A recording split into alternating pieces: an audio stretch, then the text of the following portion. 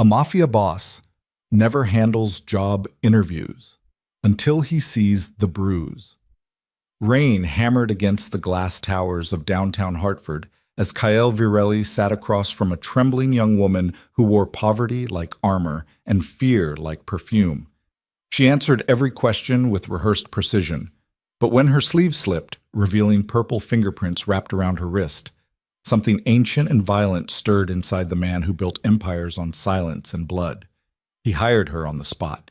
What he didn't know was that saving her would cost him everything he swore never to feel again. Stay until the end, like this video. Comment your city so I can see how far this story travels. Like. The conference room smelled like polished mahogany and expensive cologne, the kind of scent that announced power before anyone spoke a word.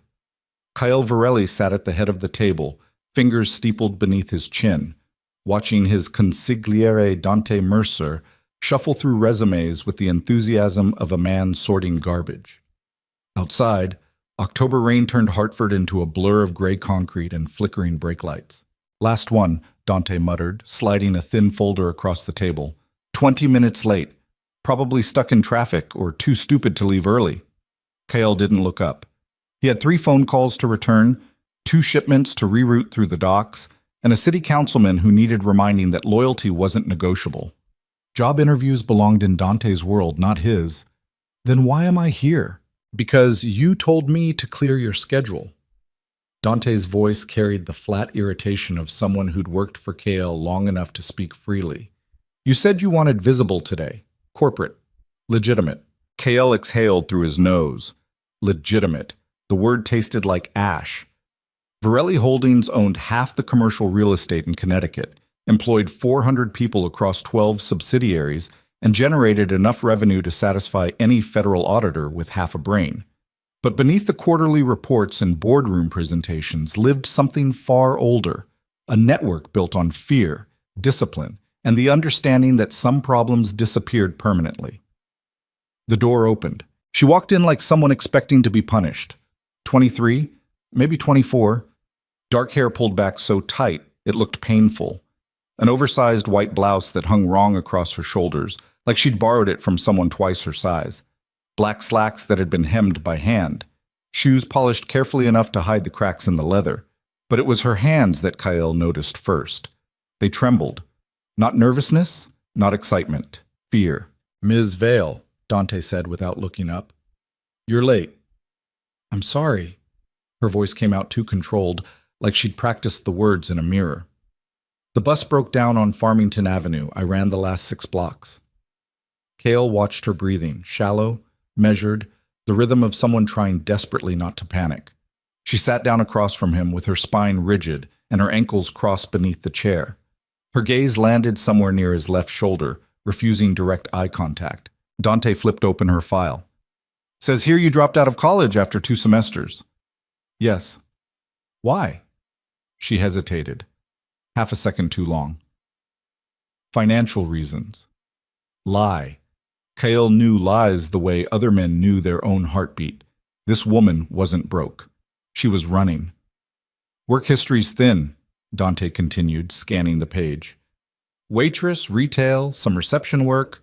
Nothing substantial. Why should Virelli Holdings hire you? Celine's jaw tightened. For a moment, Kael thought she might stand up and walk out. Instead, she lifted her chin and met Dante's eyes with something that looked almost like defiance. Because I show up, she said quietly. I don't call in sick. I don't complain. I don't cause problems. I do the work. That's baseline competence, Dante shot back, not a selling point. Then let me prove it. The room went silent. Kael leaned back in his chair, studying her. Most people wilted under his stare. Politicians, rivals, men twice her size who'd spent their lives navigating violence. But Celine held his gaze for 3 full seconds before her eyes dropped to the table. Not submission. Exhaustion. Why do you want this job? Kael asked. His voice cut through the room like a blade, low and deliberate. Celine flinched, barely, just a twitch at the corner of her mouth. But Kael saw it. She opened her mouth, closed it, her fingers twisted together in her lap, knuckles white. Because I need it, she whispered. No rehearsed ambition, no corporate buzzwords, no performance, just survival.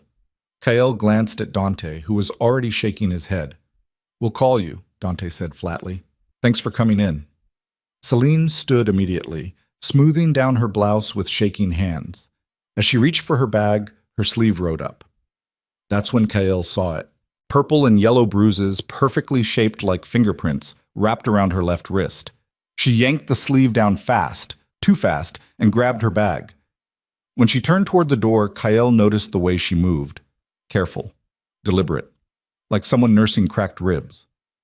"Ms. Vale?" She froze. Kael stood, buttoning his jacket with practiced ease. "You start Monday, 7:30. HR will handle your paperwork." Dante's head snapped up. "Kael, Monday," Kael repeated, his eyes still locked on Celine. For the first time since she'd entered the room, something resembling hope flickered across her face. It died just as quickly, replaced by suspicion. "Why?" she asked. Kael didn't answer. Because the truth, that he recognized the specific terror in her eyes, that he'd grown up watching his mother wear the same exhaustion, that hiring her had nothing to do with qualifications and everything to do with instinct, wasn't something he could say out loud. "Beyond time," he said instead. Celine nodded once, sharp and mechanical, then walked out of the room before he could change his mind. The door clicked shut. Dante stared at him. "What the hell was that?" Kael returned to his seat, pulling out his phone. "You said we needed visible." "Visible doesn't mean hiring damaged goods." Kael's finger paused over the screen. When he looked up, his expression hadn't changed, but something cold settled into his voice. "Don't call her that again." Dante raised both hands. "All right, your call. But that girl's carrying something heavy, and you don't need that kind of chaos near the business." Kael said nothing, because Dante was right, and that's exactly why Kael couldn't look away. Celine Vale lived in East Hartford, in a second-floor apartment that smelled like mildew and old cigarettes. The building had been condemned twice, then quietly reopened after the right palms got greased. Flickering hallway lights, peeling wallpaper, doors with too many locks. She unlocked hers at 6:47 p.m., grocery bags cutting into her arms. Inside, the apartment was dark, except for the glow of the television. A children's cartoon played at low volume, colors flashing across the stained carpet. On the couch, a small boy sat curled into himself, thumb in his mouth, eyes glazed. "Noah, baby." Celine set the bags down gently. "Did you eat?" The boy didn't respond. From the bedroom, footsteps. Heavy, uneven. Celine's entire body went rigid. Damien Cross stepped into the living room wearing sweatpants and a stained undershirt. He was tall, broad-shouldered, the kind of man who looked strong until you noticed the softness around his middle, the bloodshot eyes, the way his hands curled into fists even when he wasn't angry. "Where the hell have you been?" Celine kept her voice calm, steady. "I had a job interview. I told you this morning." "Yeah?" Damien scratched his jaw, stubble rasping under his nails. "Told me a lot of things this morning. Told me you'd be home by 5. "The bus? I don't give a shit about the bus." He crossed the room in 3 strides, closing the distance between them until Celine could smell the beer on his breath. "You think you can just disappear for hours? Leave me here with him?" He jerked his chin toward Noah. "He's your son, too." "Wrong thing to say." Damien's hand shot out, gripping her chin hard enough to bruise. "Don't get smart with me." Celine didn't pull away. Didn't flinch. She'd learned years ago that resistance only made it worse. "I'm sorry," she whispered. His grip loosened. His thumb traced her jawline, almost tender now. "I worry about you, Cel. You know that, right? I get scared when you're gone too long." She nodded. He kissed her forehead. Then he walked back to the bedroom, leaving her standing in the kitchen with grocery bags at her feet and a child who'd stopped watching cartoons and started watching her. Celine exhaled slowly. Her hands were shaking again. Monday morning arrived cold and sharp, the kind of October chill that cut through cheap coats and settled into bone. Celine stood outside Virelli Holdings at 7:15 a.m., staring up at the glass tower that reflected the dawn sky in shades of copper and gold. She'd left the apartment at 5:30 a.m., kissed Noah while he slept, and caught 2 buses to get here early. Damien had still been asleep when she left, snoring in the bedroom with one arm thrown over his face. She wore the same blouse from the interview, the same cracked shoes. But today, she'd added a thin cardigan that covered her wrists. Inside, the lobby gleamed, marble floors, modern art installations, a security desk staffed by men in tailored suits who looked more like enforcers than receptionists. Celine approached cautiously, clutching the folder HR had emailed her. "Celine Vale," she said. "First day." The guard scanned her ID, made a phone call, then handed her a key card. "14th floor. Someone will meet you." The elevator ride felt endless. When the doors opened, a woman in her 50s waited, clipboard in hand, expression carved from granite. "Ms. Vale, I'm Margaret Chen, operations manager. Follow me." Celine followed. Margaret walked fast, heels clicking against polished tile, firing off instructions without looking back. Dress code, break schedule, security protocols, confidentiality agreements. The tour lasted 20 minutes and covered 3 floors, each one more intimidating than the last. Finally, Margaret stopped outside a small office near the end of a long hallway. "This is you. Data entry, document processing, filing. Straightforward work. Don't fall behind." She handed Celine a thick binder. "Read this by end of week. Questions?" Celine shook her head. Margaret studied her for a long moment, eyes sharp. "Mr. Varelli doesn't hire personally, ever. So whatever happened in that interview, don't screw this up." Then she left. Celine stood alone in the tiny office, surrounded by filing cabinets and outdated computers, and for the first time in 4 years, she felt something dangerous. Hope. Kael didn't see Celine again for 3 weeks. He wasn't avoiding her. He simply operated on a different floor, in a different world. While she processed contracts and organized spreadsheets, Kael met with developers, city officials, and the kind of men who never appeared on organizational charts. But he watched. Every night before leaving the building, Kael pulled up the security footage on his private terminal.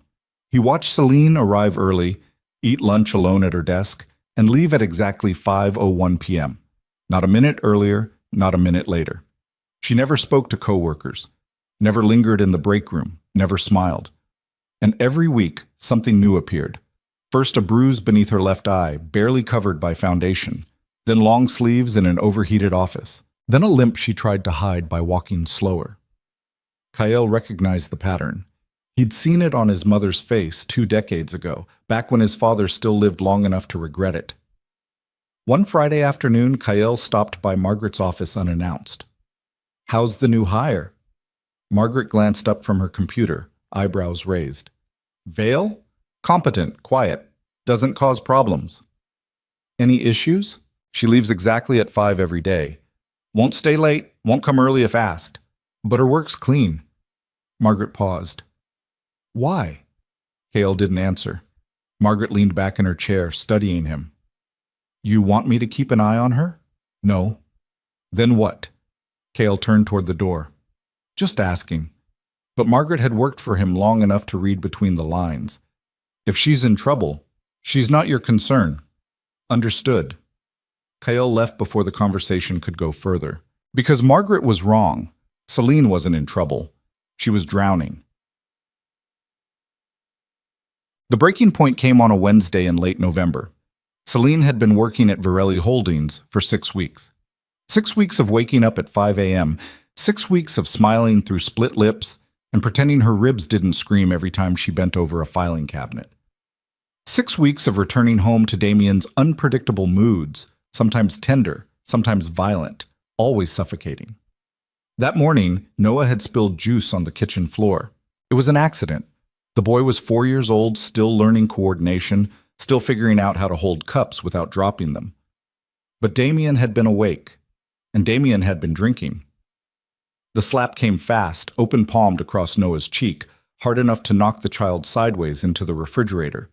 Noah's head cracked against the metal handle. Blood welled immediately, a thin line above his eyebrow. The boy didn't cry. He just stared. Celine moved without thinking, scooping Noah into her arms and backing toward the bathroom. Damien followed, shouting about respect, about consequences, about how she was raising a weak son. She locked the bathroom door, pressed a towel against Noah's bleeding forehead, whispered that everything would be okay. Lied. Damien pounded on the door for 10 minutes before giving up. Eventually, his footsteps retreated. The apartment went quiet. Celine sat on the bathroom floor holding her son and felt something inside her finally crack. Not break. Crack. Because she'd survived 4 years of this, 4 years of bruises and apologies, and the twisted logic that insisted he only hurt her because he loved her. 4 years of telling herself it would get better, that he'd change, that leaving would be worse. But Noah's blood on her hands rewrote every calculation. Her son would grow up believing this was normal, that fathers hit, that mothers endured, that love was supposed to hurt. And Celine realized, with a clarity that felt like drowning, that she had to leave. Not for herself, for him. Back. That afternoon at work, Celine moved through her tasks like a ghost. She filed documents incorrectly, missed 3 phone calls, stared at spreadsheets without processing a single number. At 4:47 p.m., someone knocked on her office door. Celine looked up. Kyle Virelli stood in the doorway, hands in his pockets, expression unreadable. She scrambled to her feet. "Mr. Virelli, I'm sorry, I didn't know you were—" "Sit." She sat. Kyle stepped inside, closing the door behind him. He didn't sit, didn't move closer, just stood there, studying her with the same unnerving intensity from the interview. "You're hurt," he said. Not a question. Celine's breath caught. "I'm fine." "You're lying." Her hands twisted together in her lap. "I don't know what you—" "Someone's hurting you." The words landed like a physical blow. Celine opened her mouth, closed it. Her pulse hammered against her ribs. Every survival instinct screamed at her to deny, deflect, smile, perform. But the weight of Noah's blood on her hands that morning made the lies impossible. "I can handle it," she whispered. Cale's jaw tightened. "That's not what I asked." Silence. Then so quietly she almost didn't hear it. "Is it your boyfriend?" Celine's eyes filled with tears. She didn't nod, didn't confirm. But her silence answered everything. Kyle exhaled slowly, running a hand through his hair. For a moment he looked less like a Mafia boss and more like a man trying not to break something. "I can help," he said finally. "No!" The word came out sharp, panicked. "You can't! He'll—" She stopped herself. "He'll what?" Celine shook her head, standing abruptly. "I appreciate the concern, Mr. Virelli, but I'm fine. Really. I had a rough morning. It won't happen again." Kyle didn't move. "If you need anything, I don't." She grabbed her coat, her bag, and walked past him without meeting his eyes. Kyle watched her go. And for the first time in 20 years, the man who controlled an empire through fear and discipline felt utterly, completely powerless. That night, Kyle sat in his penthouse office overlooking Hartford, nursing a glass of whiskey he hadn't touched. On his desk sat a manila folder. Inside, Damien Cross's entire life documented in clinical detail. Dante had pulled the file within an hour of Kyle's request. Criminal record, petty theft, assault, possession. Employment history, spotty at best. Current status, unemployed for 8 months. Address, East Hartford, 2nd floor, apartment 2C. Kyle stared at the surveillance photo clipped to the first page. Damien looked ordinary, handsome even, the kind of man who charmed bartenders and smiled at strangers, the kind of man who broke women behind closed doors. Kale's phone buzzed. "Dante, you want me to handle it?" 3 words, that's all it would take. 1 phone call, and Damien Cross would disappear, cleanly, quietly, permanently. Kale's thumb hovered over the screen. Then he thought about Celine's face in his office, the way she'd flinched when he offered help, the terror beneath her refusal. She wasn't ready, and if Kyle moved too fast, she'd run, not from Damien, but from him. He set the phone down. "Kale, no, not yet." "Dante, you're going soft." Kale, "I'm being smart." Dante, "Same thing." Kale didn't respond. Instead, he opened his laptop and began drafting emails. To lawyers, counselors, shelter coordinators, people who owed him favors and understood silence. He couldn't force Celine to leave, but he could build an escape route around her, and when she was finally ready to run, every door would already be open. 3 weeks passed. Celine continued showing up, continued working, continued leaving at 5:01 p.m. But something had shifted. Kale saw it in the way she held herself, straighter now, less apologetic. In the way she started eating lunch in the break room instead of alone. In the way she asked Margaret questions instead of suffering in silence. Small changes. Fragile changes. But changes. Then, on a frozen December night, Kael's phone rang at 2:17 a.m. Unknown number. He answered. "I need to leave." Celine's voice, barely a whisper, shaking so hard he almost didn't recognize it. Kael sat up immediately, already reaching for his jacket. "Where are you?" "Bathroom. He's asleep. I don't have much time." "Are you hurt?" "Noah is." Her voice cracked. He pushed him. Into the table. "There's blood." "Listen to me." Kael's voice dropped into something calm, controlled, the tone he used when negotiations turned violent. "I'm sending a car. It'll be outside your building in 8 minutes. Take only what you can carry. Documents, clothes, nothing else. Understand?" "I'm scared." "I know." "What if he wakes up?" "He won't." "But if he does?" "Celine." Kael's voice cut through her panic like a blade. "Do you trust me?" Silence. Then, "Yes." "Then move." The line went dead. Kael was already dialing Dante. "I need a car in East Hartford. Now. Apartment 2C, second floor. Woman and a child. Bring them to the safe house on Laurel Street." Dante didn't ask questions. "On it." Kael grabbed his keys, his gun, and headed for the door. Because tonight, the Mafia boss who'd spent 20 years building an empire on control was about to risk everything for a woman he barely knew. And he didn't care. The car arrived in 7 minutes. Celine heard the engine idling outside her building as she stood in the bathroom, Noah pressed against her chest, his small body shaking. The shower ran at full blast, masking the sound of her ragged breathing. In her hands, a canvas bag stuffed with birth certificates, Noah's stuffed rabbit, 2 changes of clothes, and the emergency cash she'd been hiding in a tampon box for 3 months. $57. Everything she owned that Damien didn't control. Through the thin bathroom door, she heard him snoring in the bedroom, deep, rhythmic, the sound of someone drunk enough to sleep through anything. But Celine knew better than to trust it. Damien had a sixth sense for her movements, like he could smell her thoughts before she acted on them. Noah whimpered against her shoulder. "Shh, baby," Celine whispered, her lips against his hair. "We're going somewhere safe." "Daddy gonna be mad." The words gutted her. Because Noah was right. Damien would be furious. Damien would hunt them. Damien would call her phone 17 times in an hour, leave voicemails that swung between apologies and threats, show up at her work, manipulate her mother, weaponize guilt until she questioned everything.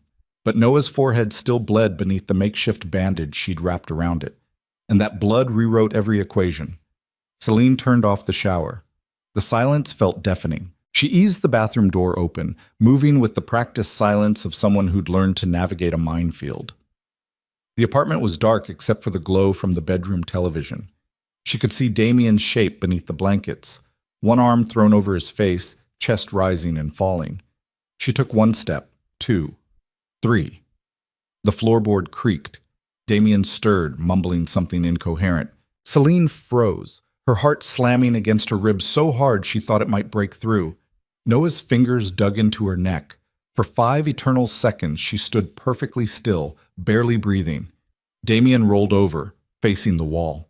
Celine moved. She crossed the living room in 8 silent steps, grabbed her coat from the hook, and unlocked the front door with trembling hands.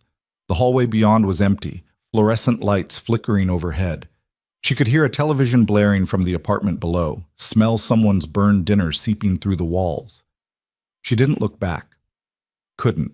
Because if she looked back, she'd see the life she was abandoning. The couch they'd bought together, the photographs on the wall, the coffee mug Damien used every morning.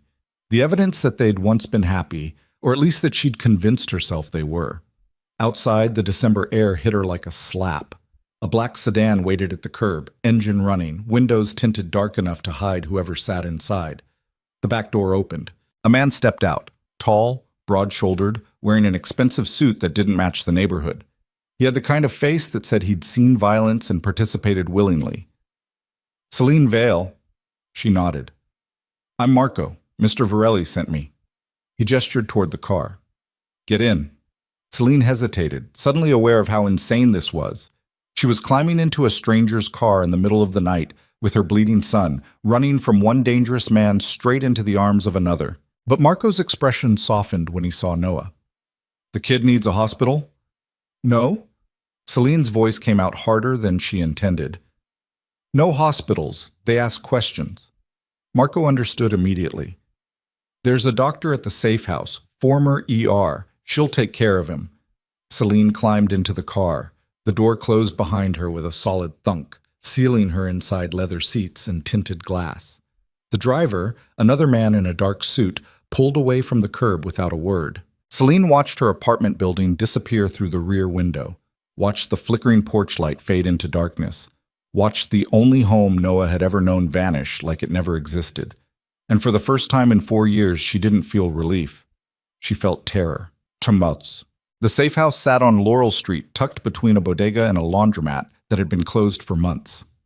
From the outside, it looked abandoned, cracked windows, peeling paint, the kind of building you walked past without noticing.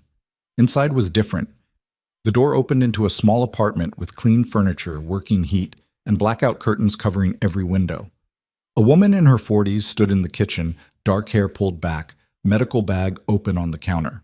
I'm Dr. Sarah Lim, she said, her voice calm and clinical. Bring him here.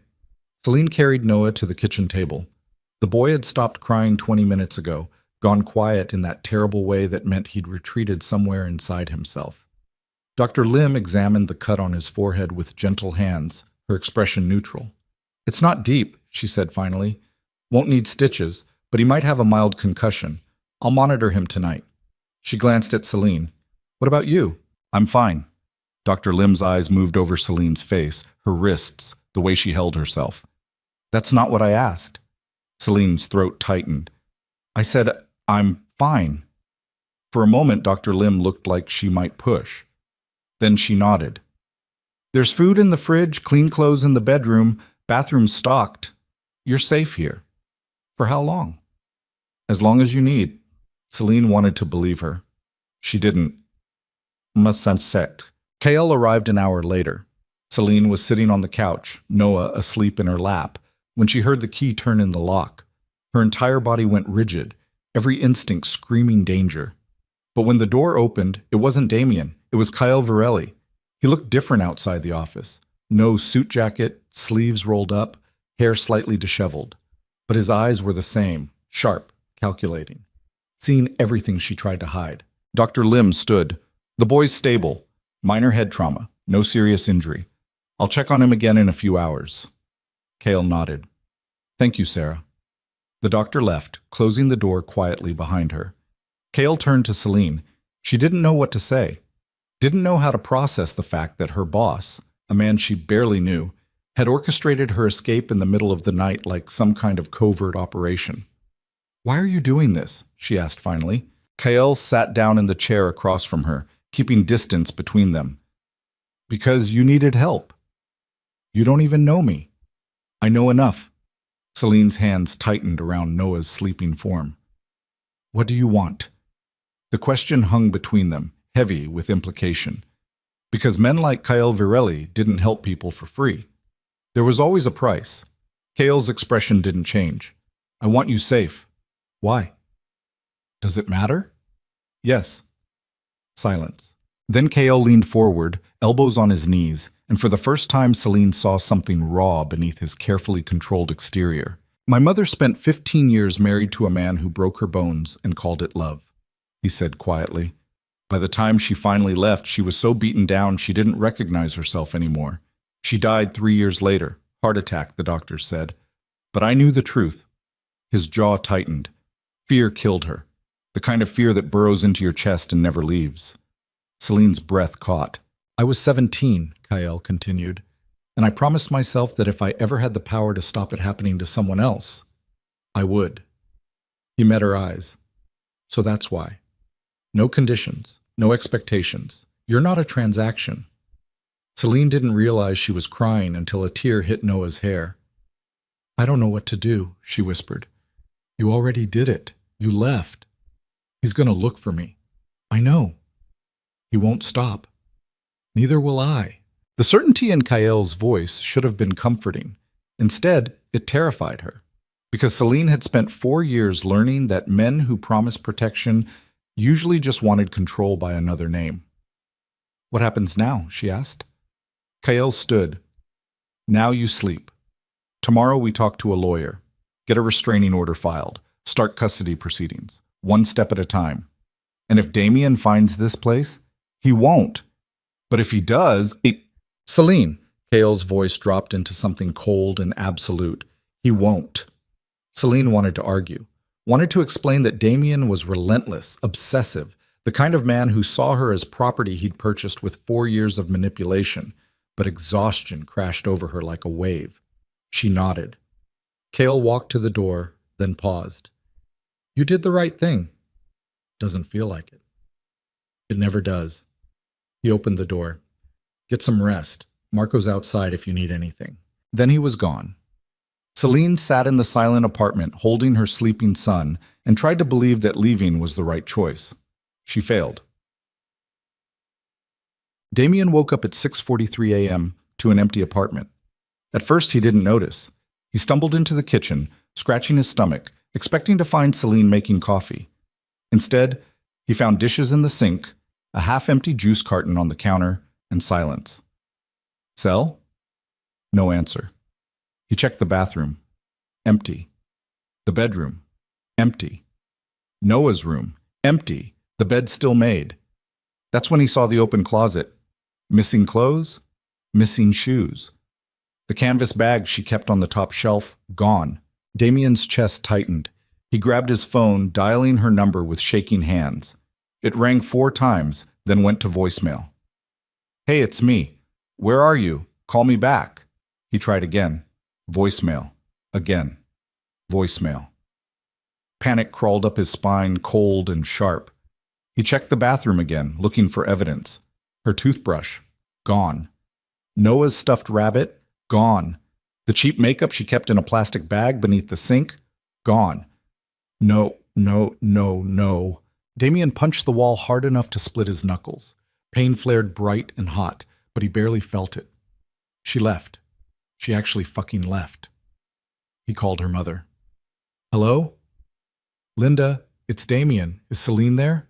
A pause. Why would she be here? She's not answering her phone. I thought maybe... We haven't spoken in 2 months, Damien. You know that. Because he'd isolated Celine so completely, even her own mother couldn't reach her anymore. If you hear from her, I won't. Linda hung up. Damien stared at his phone, breathing hard.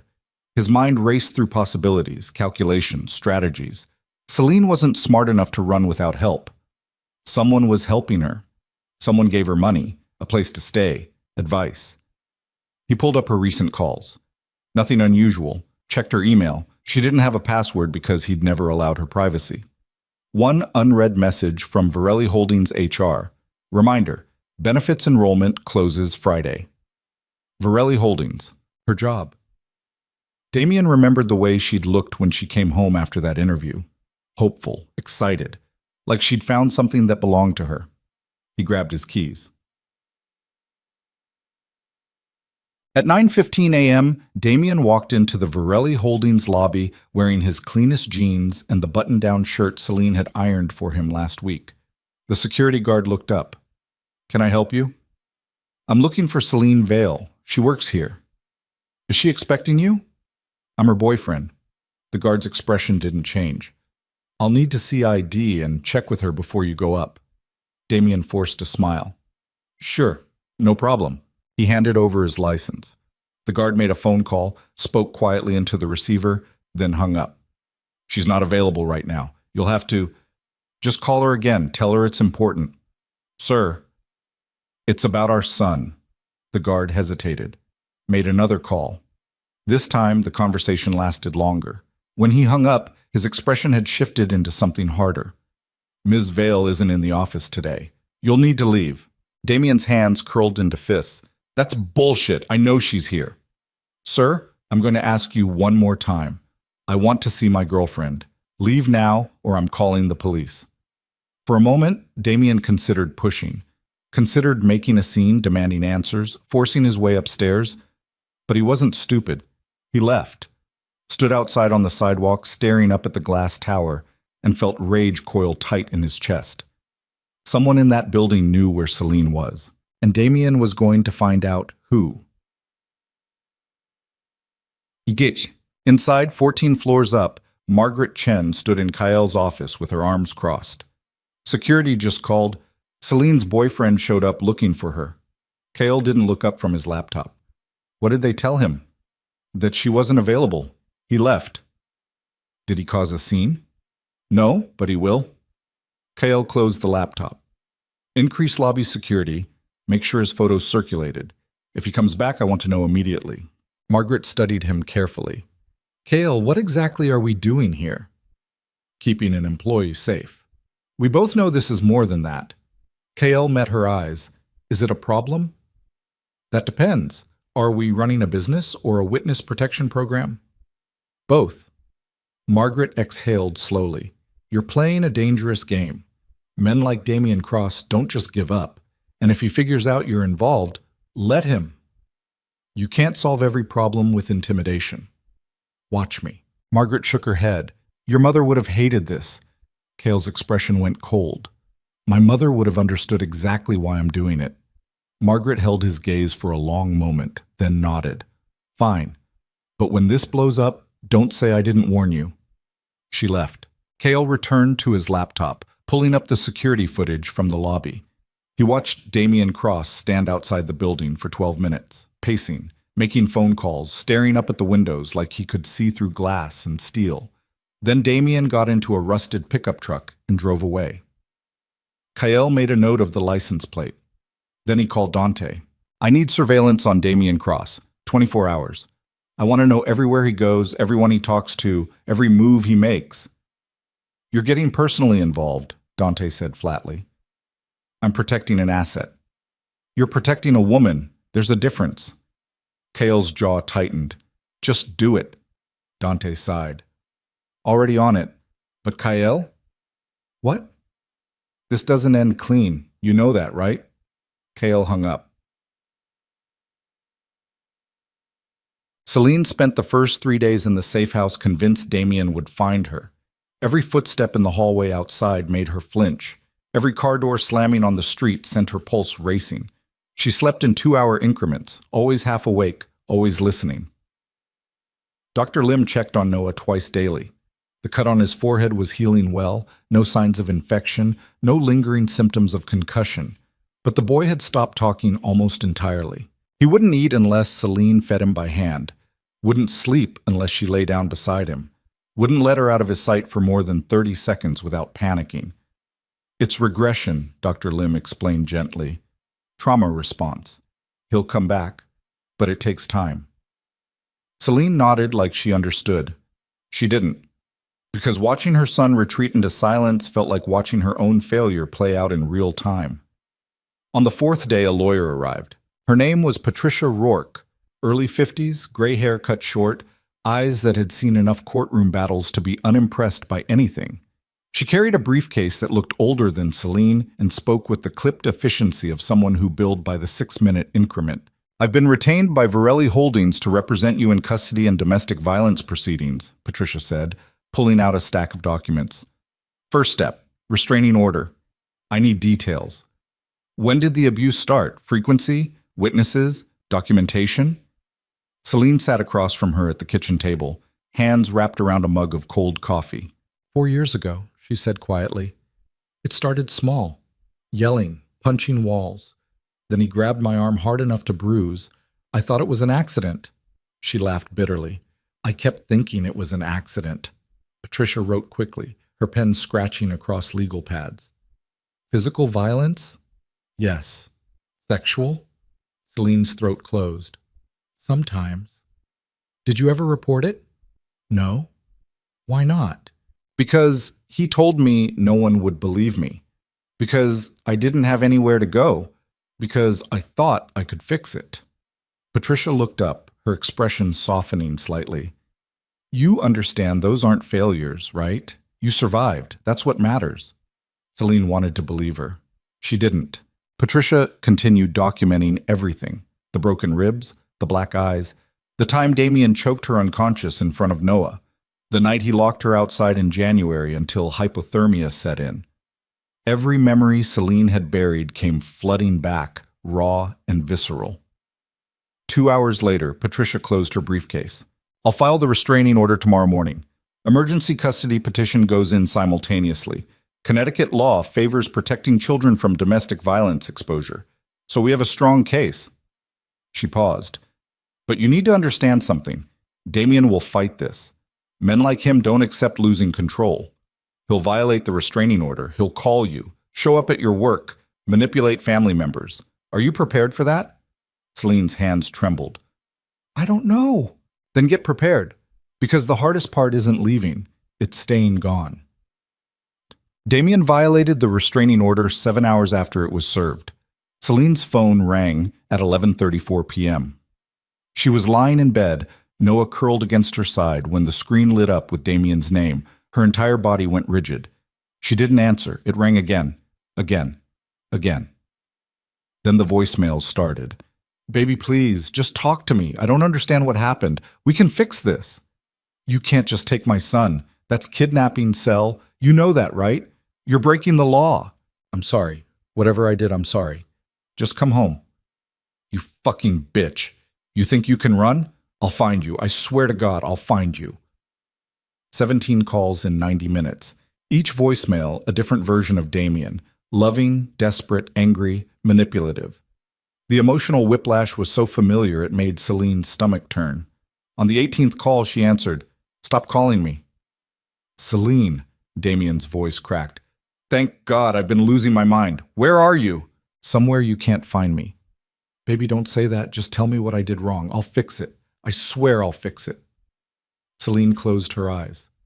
You hurt Noah. Silence. Then, that was an accident. He fell. You know how clumsy he is. You pushed him. I didn't. I saw you. Damien's tone shifted, hardening. You're remembering it wrong. You always do that. You twist things until... Don't. Don't what? Don't gaslight me. I know what happened. A bitter laugh. Gaslight? Where'd you learn that word? Someone been filling your head with psychology bullshit? That lawyer, your boss? Celine's pulse spiked. How do you know about my boss? I'm not stupid, Cel. You think I don't know someone's helping you? Men like Cale Varelli don't give a shit about people like us unless they want something. His voice dropped into something ugly. What's he getting from you? This conversation is over. You're fucking him, aren't you? Celine hung up. Her hands were shaking so hard she dropped the phone. It clattered against the floor, screen cracking. Noah stirred beside her, whimpering. It's okay, baby, Celine whispered, pulling him closer. It's okay. But it wasn't, because Damien knew about Kael, and that meant he was watching. Oshit. The next morning, Kael arrived at the safe house at 7 a.m. with coffee and bagels. Celine met him at the door, looking like she hadn't slept. Dark circles shadowed her eyes. Her hair hung limp around her face. She wore the same clothes from yesterday.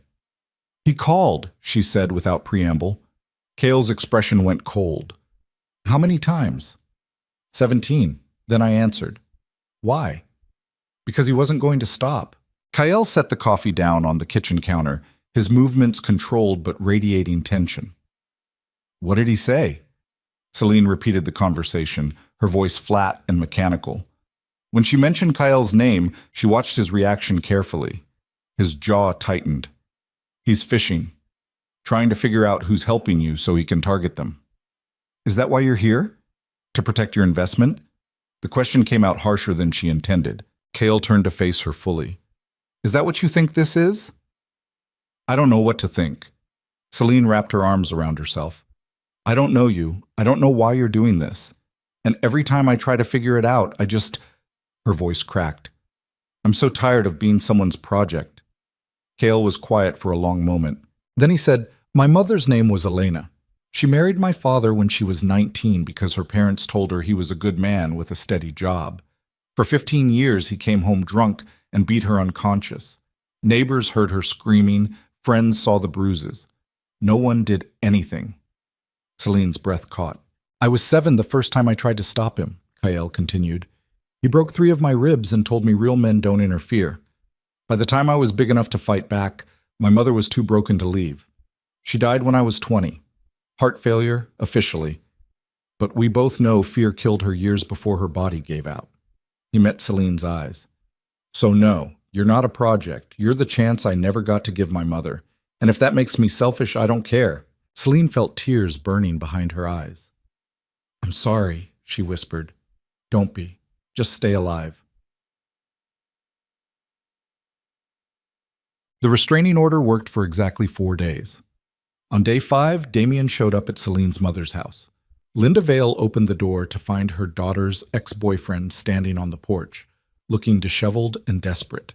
She hadn't seen Damien in months. Celine had stopped bringing him around after Linda asked too many questions about Bruises. I need to talk to Celine, Damien said. She's not here. But you know where she is. Linda crossed her arms. Even if I did, I wouldn't tell you. Damien's expression crumpled.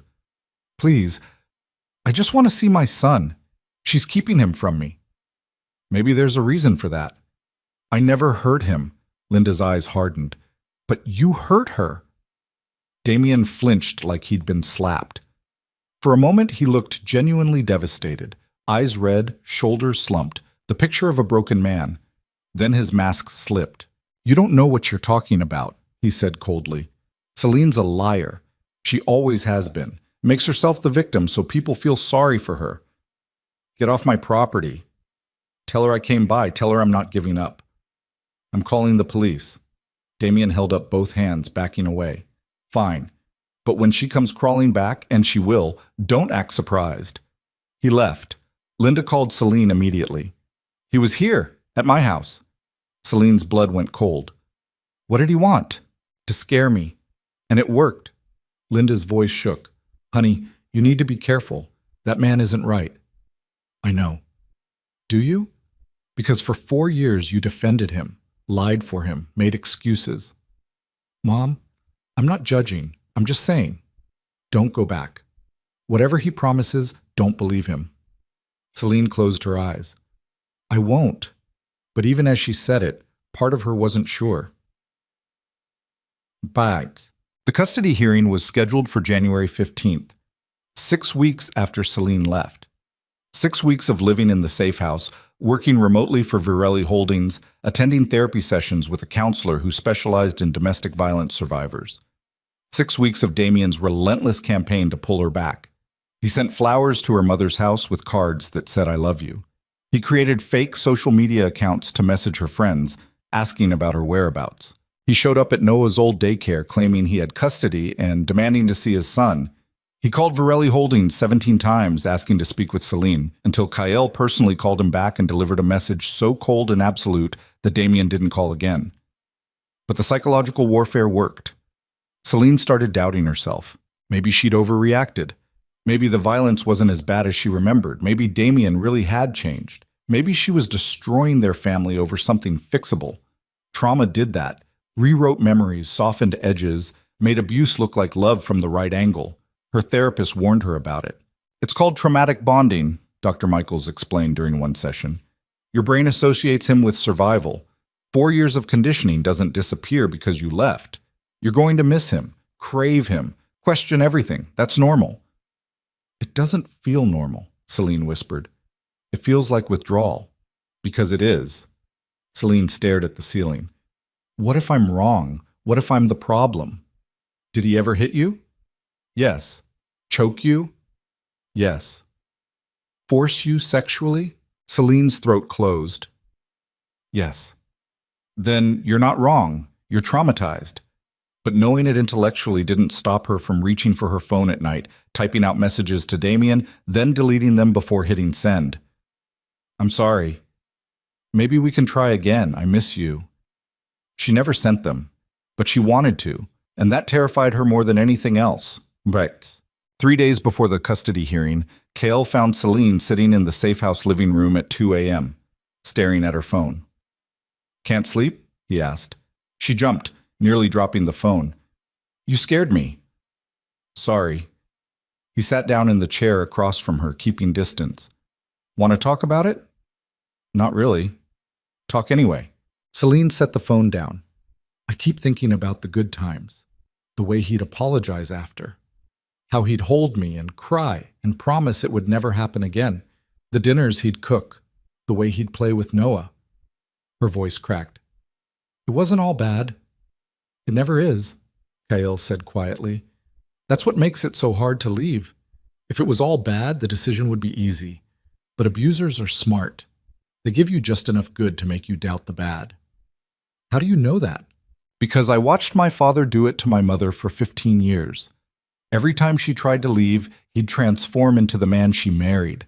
Flowers, apologies, promises, and every time she believed him because she wanted to. Celine wiped her eyes. I don't want to be that weak. You're not weak, you're human. I almost called him tonight. Kael didn't react. But you didn't. Because I'm scared of what I'd say if he answered. What would you say? That I want to come home. The admission hung between them, raw and devastating. Kael leaned forward. If you go back, he'll kill you. Maybe not today. Maybe not this year. But eventually, one of those punches will land wrong. One of those chokeholds will last too long. And Noah will be the one finding your body. Celine flinched. I'm not trying to scare you, Kael continued, his voice gentler. I'm trying to remind you why you left. Because trauma makes you forget. Makes you focus on the apologies instead of the violence. But the violence is what's real. The apologies are just intermissions. Celine stared at him. You sound like you've said this before. I have. To my mother. 3 weeks before she died. Kael's jaw tightened. She didn't listen. I'm sorry. Don't be sorry. Be alive. Celine nodded slowly. Then she picked up her phone, opened her blocked contacts, and showed Kael the screen. Damien's number. I need you to delete this for me, she whispered, because I don't trust myself not to unblock it. Kael took the phone, and without hesitation, he deleted Damien Cross from her life. The day of the custody hearing arrived cold and brutal. Celine stood outside the courthouse at 8:45 a.m., wearing a donated blazer that didn't quite fit and shoes that pinched her toes. Patricia Rourke stood beside her, briefcase in hand, reviewing notes. Remember, Patricia said, answer questions directly. Don't elaborate. Don't get emotional. The judge wants facts, not drama. What if I see him and freeze? Then you breathe. You remember why you're here, and you focus on Noah. Celine nodded. They walked inside.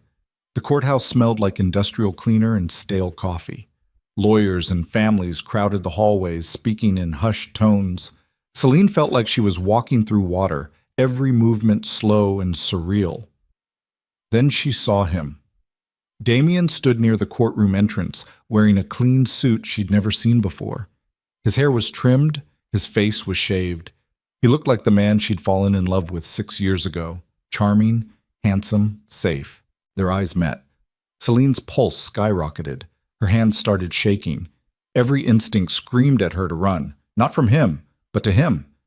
Damien smiled, not cruel, not manipulative, genuinely warm, like none of it had ever happened.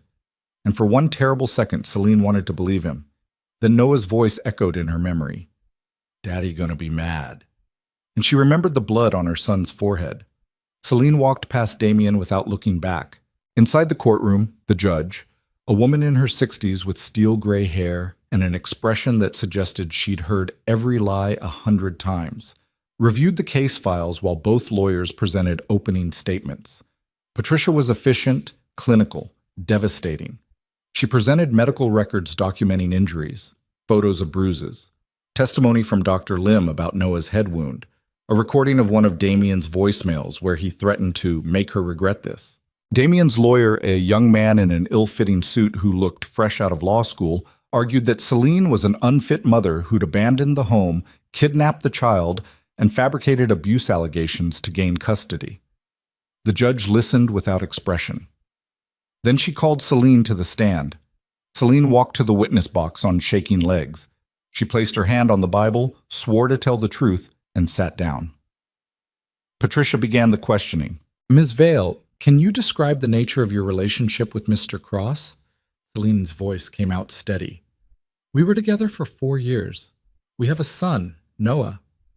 During those 4 years, did Mr. Cross ever physically harm you? Yes. Can you provide examples?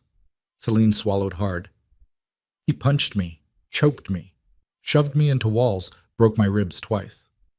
Did you ever seek medical treatment? Once. He told the doctors I fell down the stairs. Did you correct them? No. Why not? Because I was afraid. Patricia nodded. And on the night you left, what happened?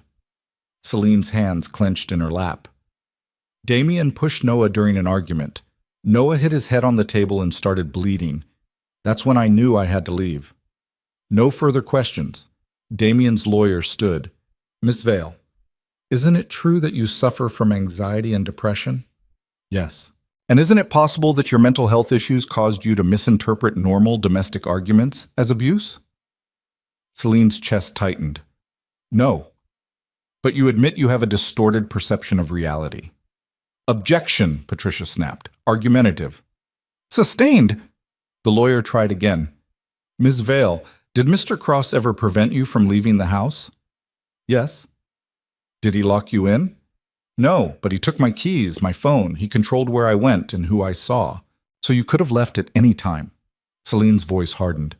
Have you ever been terrified of someone you love? The lawyer blinked. That's not... Have you ever weighed whether running would get you killed faster than staying? Celine leaned forward. Because I did. Every single day. And I stayed because I thought it was safer. I was wrong. The courtroom went silent. The judge made a note. Damien's lawyer sat down. Finally, the judge spoke. I'm granting temporary sole custody to Ms. Vale pending a full custody evaluation. Mr. Cross will have supervised visitation rights 2 hours per week at an approved facility. A permanent hearing will be scheduled in 60 days. The gavel struck. Celine felt her knees buckle. She'd won. Not permanently, not completely. But she'd won. Patricia gripped her arm. Breathe, you did it. Celine turned to leave the courtroom and found Damien blocking the aisle. He stood close enough that she could smell his cologne, close enough that her body reacted instinctively, racing heart, shallow breathing, muscle memory preparing for violence. This isn't over, he whispered. Before Celine could respond, a hand landed on Damien's shoulder. Kael Virelli stood behind him, expression carved from ice. Yes, Kael said quietly. It is. Damien turned, recognizing him immediately. You. Move. For a moment, the two men stared at each other, Damien's desperation colliding with Kael's absolute certainty. Then Damien stepped aside. Kael guided Celine out of the courtroom, his hand steady on her back. Behind them, Damien watched with eyes that burned with something far more dangerous than anger. Obsession. That night, Celine sat in the safe house with Noah asleep beside her, staring at the custody order on the coffee table. She'd won. She was free. So why did she feel like she was drowning? Her phone buzzed.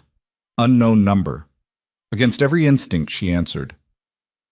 You think you're safe, Damien's voice whispered. You think he can protect you. But you're mine, Celine. You've always been mine, and I'm going to prove it. The line went dead. Celine sat in the darkness, her son's breathing the only sound, and realized with absolute clarity that the hardest part wasn't leaving. It was surviving what came next. Celine didn't sleep that night. She sat on the couch in the safe house, phone clutched in her hand, replaying Damien's whispered threat over and over until the words lost meaning and became just sound. Noah slept beside her, curled into a ball beneath a donated blanket, his breathing soft and rhythmic. Every car that passed outside made her flinch. Every creak of the building settling sent her pulse spiking. You're mine, Celine. You've always been mine. At 4:17 a.m., she finally called Kael. He answered on the second ring, voice alert despite the hour. What happened? He called. Celine's voice shook. Unknown number, he said you can't protect me. Silence on the other end. Then, I'm coming over. It's 4 in the morning. I'm already dressed. 20 minutes later, Kael arrived with Marco, his face carved from stone. Celine met them at the door, still wearing yesterday's clothes. Eyes red from crying she refused to admit to. Kael stepped inside, scanning the apartment like he expected to find Damien hiding in the shadows. Tell me exactly what he said. Celine repeated the conversation word for word. When she finished, Kael pulled out his phone and made a call. Dante, I need a trace on an incoming call to Celine's number. Timestamp 11:47 p.m. He listened. I don't care if it's a burner. Find out where it pinged from. He hung up. Can you do that? Celine asked. I can do a lot of things. Kael turned to Marco. Double security on this location. I want eyes on every entrance, 24 hours. Marco nodded and stepped outside. Celine wrapped her arms around herself. He's not going to stop. No, Kael agreed. He's not. Then what do we do? Kael was quiet for a long moment, his expression unreadable. Finally he said, we wait for him to make a mistake. And when he does, we end this. The certainty in his voice should have been comforting. Instead, it sounded like a promise of violence. 3 days later, Dante found the mistake. Kael was in his office reviewing quarterly projections when Dante walked in without knocking, laptop in hand. Got something, Dante said, setting the laptop on Kael's desk. On screen, surveillance footage from a gas station in East Hartford, time-stamped 2 nights ago. A man in a baseball cap pumped gas into a rusted pickup truck, then walked inside to pay. The camera caught his face for exactly 3 seconds. Damien Cross. He used a credit card, Dante continued. Stolen, reported missing 4 days ago by a woman in West Hartford. Same card was used at a liquor store on Farmington Avenue and a motel on Berlin Turnpike. Kael leaned forward. Which motel? Starlight Inn. Paid cash for a week. Clerk remembers him because he asked if they had long-term rates. Dante pulled up another image. Grainy footage of Damien entering room 23. He's been there since the custody hearing. Kael studied the screen. The motel was a dive. Cracked parking lot, flickering neon sign. The kind of place that rented by the hour and didn't ask questions. Less than 4 miles from the safe house. He's hunting, Kael said quietly. Yeah, and he's getting closer. Found this in his truck's GPS history. Dante pulled up a map with several red pins. He's been driving past Varelli Holdings, your penthouse building, Linda Vale's house, 3 different women's shelters. He's running a grid search. Kael's jaw tightened. How long before he finds the safe house? If he's smart, week, maybe 2. If he gets lucky? Dante shrugged. Could be tomorrow. Kael stood, buttoning his jacket. I want that motel under surveillance. Who he talks to, where he goes, every move. Already done. But Kael... Dante hesitated. This guy's unraveling. Desperate men do stupid things. If he finds her before we're ready, he won't. You don't know that. Kael met Dante's eyes. Then we make sure we're ready first. That afternoon, Kael arrived at the safe house to find Celine teaching Noah how to tie his shoes. The boy sat on the floor, tongue between his teeth, concentrating fiercely as he looped the laces. Celine knelt beside him, patient and gentle, guiding his small fingers. When Noah finally managed a lopsided knot, he looked up at his mother with such pure joy that something tightened in Kael's chest. Good job, baby, Celine said, kissing his forehead. Noah noticed Kael standing in the doorway. The boy's expression shuddered immediately, and he pressed closer to his mother. It's okay, Celine murmured. This is Mr. Kael. He's a friend.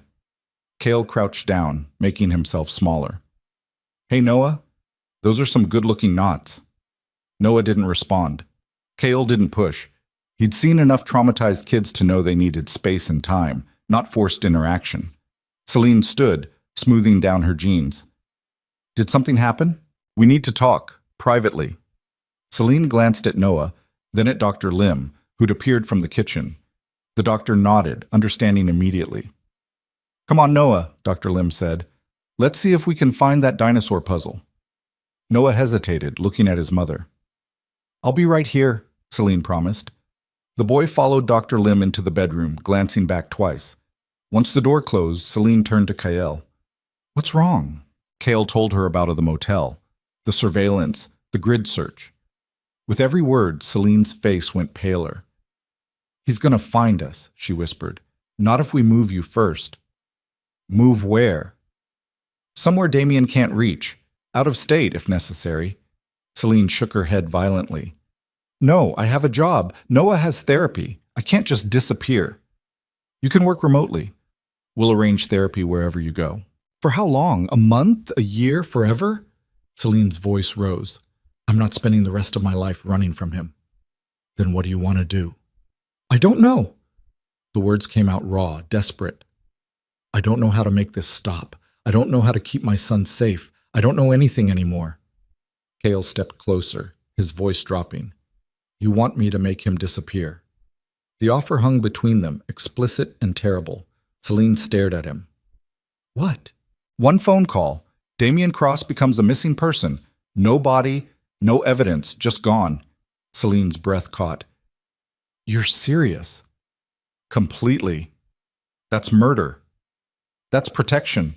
Celine backed away, shaking her head. "But no, I didn't leave Damien just to let you—" She stopped, pressing her hands to her face. "I can't ask you to do that." "You're not asking. I'm offering." "Why?" Celine looked up, tears streaming down her face. "Why would you risk that for me?" Cale was silent for a long moment. Then he said, "Because if I'd had the power when I was 17, my father wouldn't have lived to see 18, and my mother would still be alive." The honesty in his voice was devastating. Celine wiped her eyes. "I can't. I won't. There has to be another way." Kyle nodded slowly, though his expression suggested he didn't believe her. "Then we keep you safe until we find it." The next 48 hours passed in tense silence. Kyle increased security around the safe house. Marco stationed himself outside. 2 additional men took shifts watching the street. Celine wasn't allowed to leave except for therapy appointments, and even those required a 3-car escort. Noah sensed the tension and regressed further.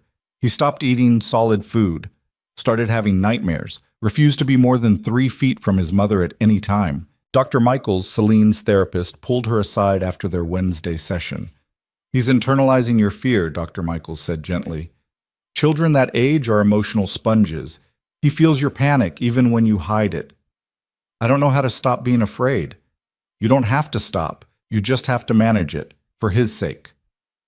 But managing fear was impossible when every shadow looked like Damien, every phone call felt like a threat, every knock on the door sent her pulse racing. On Thursday night, Celine's phone rang at 9:34 p.m. Linda Vale. "Mom?" "Honey?" Linda's voice trembled. "Damien was here again." Celine's blood went cold. "When?" "An hour ago. He said he just wanted to talk. I told him to leave. He wouldn't. He stood on my porch for 20 minutes, yelling about his rights as a father, about how you poisoned me against him." Linda paused. "He said he knows you're hiding somewhere in Hartford. Said it's only a matter of time before he finds you." Celine closed her eyes. "Did he threaten you?" "Not directly. But the way he looked at me." Linda's voice broke. "Celine, I'm scared. Call the police, file a report." "I did. They said unless he physically harms me, there's nothing they can do. The restraining order only covers you and Noah." Celine wanted to scream, wanted to throw the phone against the wall, wanted to disappear into a hole where Damien could never find her. Instead, she said, "Stay with Aunt Marie for a few days, just until this calms down." "What about you?" "I'm safe. Are you?" Celine didn't answer. After they hung up, she sat in the dark living room, listening to Noah's soft breathing from the bedroom, and felt the walls closing in. Friday morning, everything fell apart. Kyle was in a meeting with city developers when Dante called. "We have a problem." Kyle excused himself, stepping into the hallway. "What kind of problem?" "The kind where Damien Cross just walked into Hartford Police Department and filed kidnapping charges against Celine." Cale's grip tightened on the phone. "On what grounds?" "Says she violated custody terms by keeping Noah away from supervised visitation. Says she's in contempt of court. HPD's opening an investigation." "She hasn't violated anything. The court order allows her to maintain sole custody pending evaluation." "Doesn't matter. Damien's playing victim. Got himself a better lawyer, some ambulance chaser who specializes in father's rights cases. They're spinning this as parental alienation. Cale's jaw clenched. Can they make it stick? Not long term, but short term. They can make her life hell. Police want to interview her, verify Noah's location, check the safe house. Absolutely not. Kyle, if she refuses to cooperate, it looks like she's hiding something. She is hiding something. She's hiding from a man who's been terrorizing her for 4 years. Try explaining that to a cop who thinks domestic disputes are overblown drama.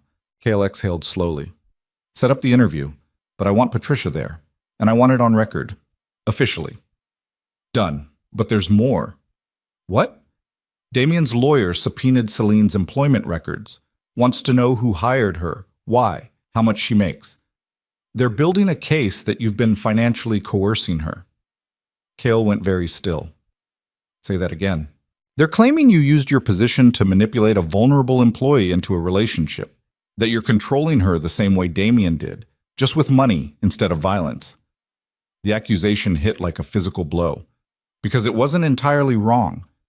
Cale had used his resources to build an escape route around Celine, had leveraged his network to provide lawyers, doctors, housing, had offered protection with the implicit understanding that she was now under his umbrella. He told himself it was different because he wasn't hurting her, but control was still control, even when it came wrapped in good intentions. Does Celine know? Kyle asked quietly. Not yet. Thought you'd want to tell her yourself. Cale hung up. For the first time in years, the Mafia boss who controlled an empire through calculation and strategy didn't know what to do next. Celine was folding laundry when Kyle arrived at the safe house that afternoon. She looked up as he entered, immediately sensing something wrong. What happened? Kyle closed the door behind him. Damien filed kidnapping charges. The laundry basket slipped from her hands, clothes scattering across the floor. What? He's claiming you're in contempt of court for keeping Noah from supervised visitation. But I haven't. The visitation center called me 3 times. I showed up. He didn't. Doesn't matter. He's rewriting the narrative, making himself the victim. Cale paused. HPD wants to interview you. Celine sank onto the couch. When? Tomorrow. Patricia will be there. And if I refuse? They'll issue a warrant. Celine pressed her hands to her face. This is never going to end. There's more. She looked up. Kyle told her about the subpoena, the financial coercion allegations, the claim that he was controlling her. With every word, Celine's expression shifted from shock to something harder. Is it true? She asked quietly. Is what true? Are you controlling me? The question landed like a blade between his ribs. No, Kyle said. But you're managing my life, deciding where I live, who protects me, what's safe. You offered to make Damien disappear without asking if that's what I wanted. I was trying to help, or you were trying to fix something you couldn't control. Celine stood, her voice shaking. I spent 4 years with a man who made every decision for me, who told me what to wear, who to see, how to think, and now I'm letting another man do the same thing, just with better intentions. That's not fair, isn't it? Celine crossed her arms. You hired me because you saw Bruises. You've been watching me since day 1. You built an entire escape plan around me without asking what I needed. How is that different from Damien monitoring my phone and isolating me from my family? Cale's voice went cold. I never hurt you. No. You just made yourself indispensable, so now I'm dependent on you the same way I was dependent on him. Celine's eyes filled with tears. And I'm so grateful for everything you've done. But I'm also terrified that I traded one cage for another. The words hung between them, brutal and honest. Cale stared at her, feeling something crack inside his chest. Because she was right. He'd inserted himself into her life with the conviction that he knew better, that his protection justified his control, just like his father had, just like Damien. What do you want me to do? Kyle asked quietly. I don't know. Celine wiped her eyes. I need space to figure out who I am without someone telling me. Cale nodded once, sharp and final. Understood. He turned toward the door. Kyle? He stopped. but didn't turn around. "Thank you," Celine whispered, "for everything, even if it was complicated." Kael left without responding. Outside, Marco looked up from his post. "Boss?" "Give her space," Kael said flatly, "but don't let her out of your sight." Then he climbed into his car and drove away, feeling like he'd just lost something he never had the right to keep. The police interview happened Saturday morning in a sterile conference room that smelled like burnt coffee and institutional cleaning products.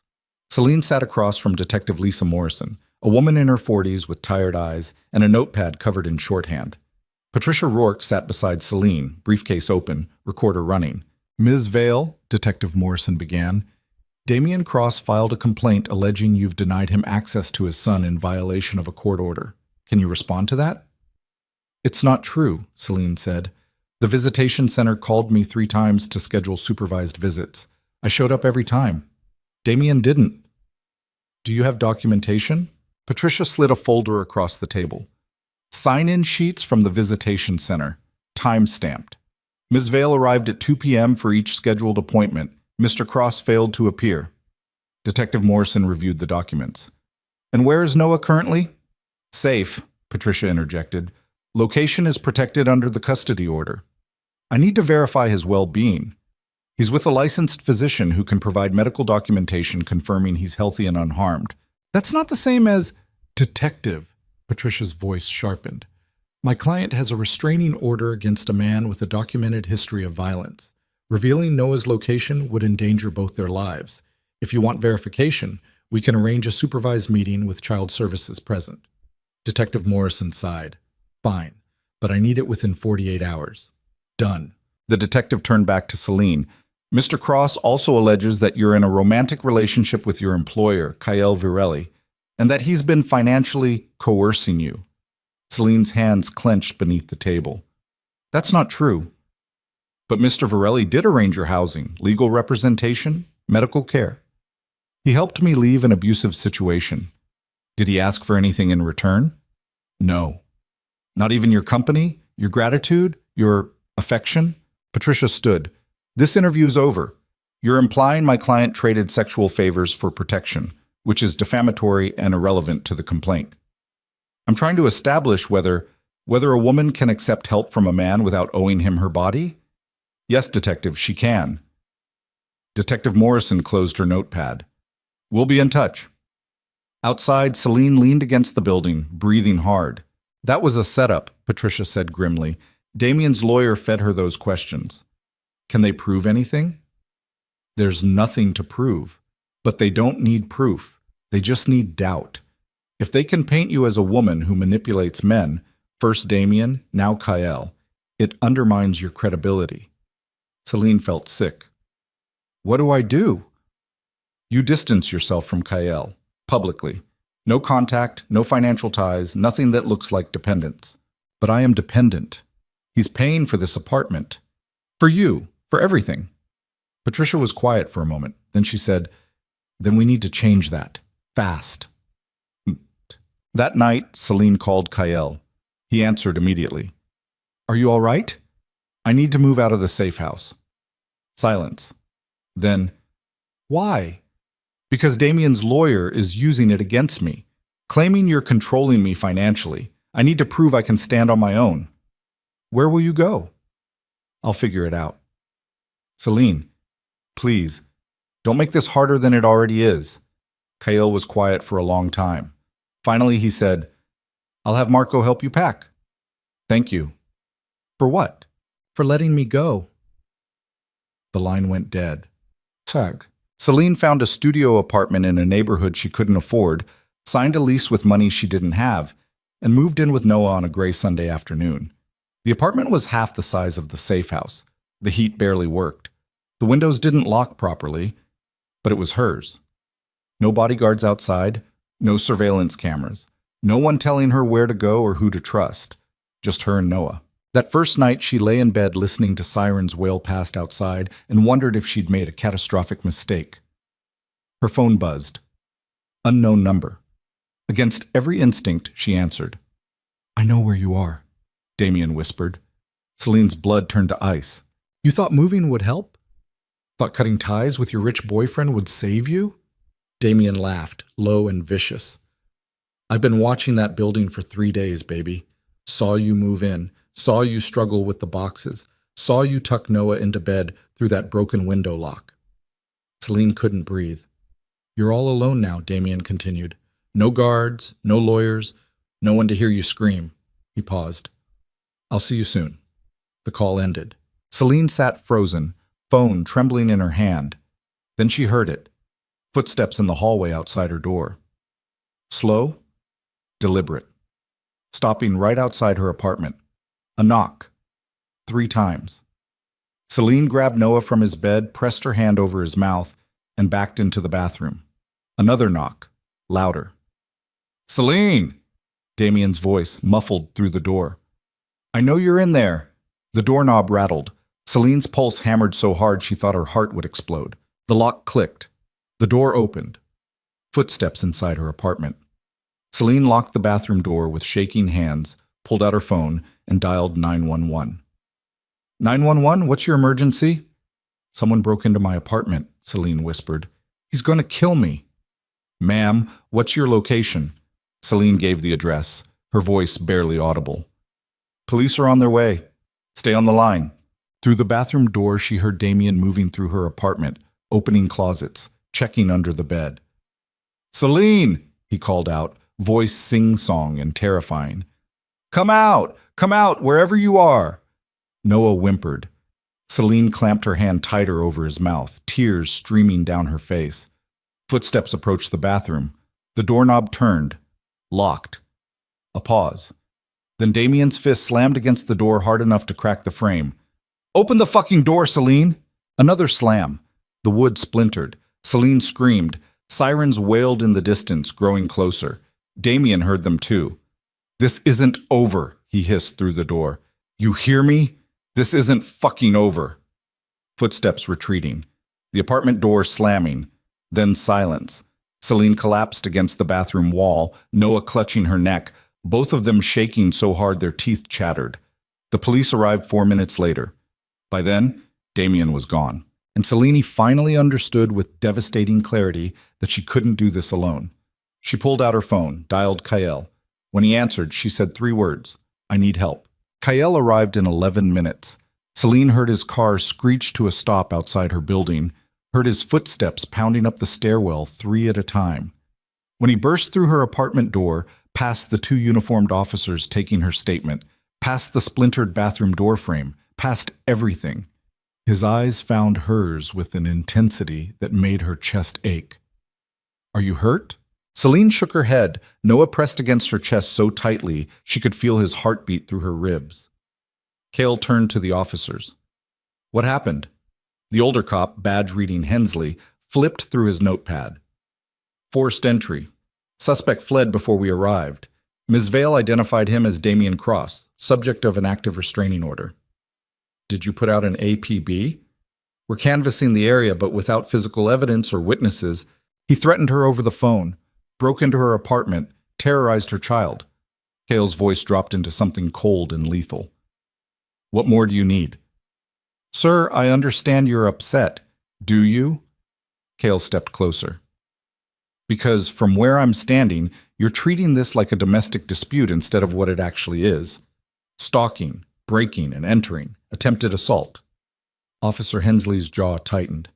We take all reports seriously? Then find him. The officers exchanged glances. The younger one cleared his throat. We'll need Ms. Vale to come to the station tomorrow. File an official report. Maybe look at some photos. She's not going anywhere, Kyle said flatly. Mr. Varelli, she'll give her statement here, tonight, with her lawyer present. Then you're going to post a patrol car outside this building until Damien Cross is in custody. Officer Hensley's expression hardened. That's not how this works. Make it work. The 2 men stared at each other, the air thick with tension. Finally, Hensley nodded curtly. I'll see what I can do. After the police left, Cale crouched in front of Celine. She sat on the couch, still holding Noah, her entire body rigid with adrenaline that had nowhere to go. Pack a bag, Cale said quietly. You're not staying here. I can't go back to the safe house. Damien's lawyer will... You're coming to my place. Celine's breath caught. That's even worse. They'll say, buh. I don't care what they say. Kale's voice was steel wrapped in silk. He broke into your apartment. He knows where you live. You're not safe here. I'm not safe anywhere. Then at least be unsafe somewhere I can protect you. Celine looked down at Noah, who'd finally fallen into an exhausted sleep against her shoulder. The boy's face was tear-streaked, his small hands still clutching her shirt like he was afraid she'd disappear. Okay, she whispered. Okay. Kale's penthouse occupied the entire 42nd floor of a building that overlooked the Hartford skyline like a throne surveying its kingdom. Floor-to-ceiling windows, marble everything, art that probably cost more than Celine had earned in her entire life. But what struck her most was the silence. Not empty silence. Controlled silence. The kind of quiet that came from money and power insulating you from the chaos below. Marco carried their bags inside while Kyle disabled an alarm system that looked like it could protect a military installation. When he turned back to Celine, his expression had softened slightly. Guest rooms down the hall. Second door on the left. Bathroom stocked. There's food in the kitchen if you're hungry. Celine stood in the entrance, feeling desperately out of place. I don't know how to thank you. Don't thank me yet. Kyle loosened his tie, exhaustion finally showing in the lines around his eyes. We need to talk about what happens next. Can it wait until morning? He nodded. Get some sleep. You're safe here. Celine wanted to believe him, but safety felt like a concept from another lifetime, something she'd lost the right to years ago. She carried Noah to the guest room, tucked him into a bed that was probably worth more than her car, and stood at the window watching the city lights blur through tears she refused to acknowledge. Below, Hartford sprawled in all directions, buildings and highways and neighborhoods where people lived normal lives, untouched by men like Damien Cross. Somewhere down there, Damien was hunting, and Celine was running out of places to hide. Morning came too fast. Celine woke to sunlight streaming through windows she'd forgotten to close and Noah still asleep beside her. For half a second, she forgot where she was. Then reality crashed back. The break-in, the terror, the desperate phone call to Kyle. She found him in the kitchen, already dressed in a suit that probably cost more than her rent, making coffee with the precise movements of someone who'd perfected the ritual. Morning, he said without looking up. There's breakfast if you want it. Celine glanced at the spread on the counter, bagels, fruit, pastries she couldn't pronounce. You didn't have to do all this. I didn't. Marco picked it up an hour ago. Kale poured 2 cups of coffee, handed her one. How'd you sleep? I didn't. Neither did I. They stood in silence, drinking coffee that tasted expensive and bitter. Finally, Kyle set his cup down. We need to end this. I know. I mean permanently. Celine met his eyes. What are you proposing? Damien violated a restraining order, broke into your apartment, threatened you directly. That's enough for an arrest warrant. Kale pulled out his phone, scrolling through messages. Dante's been tracking him.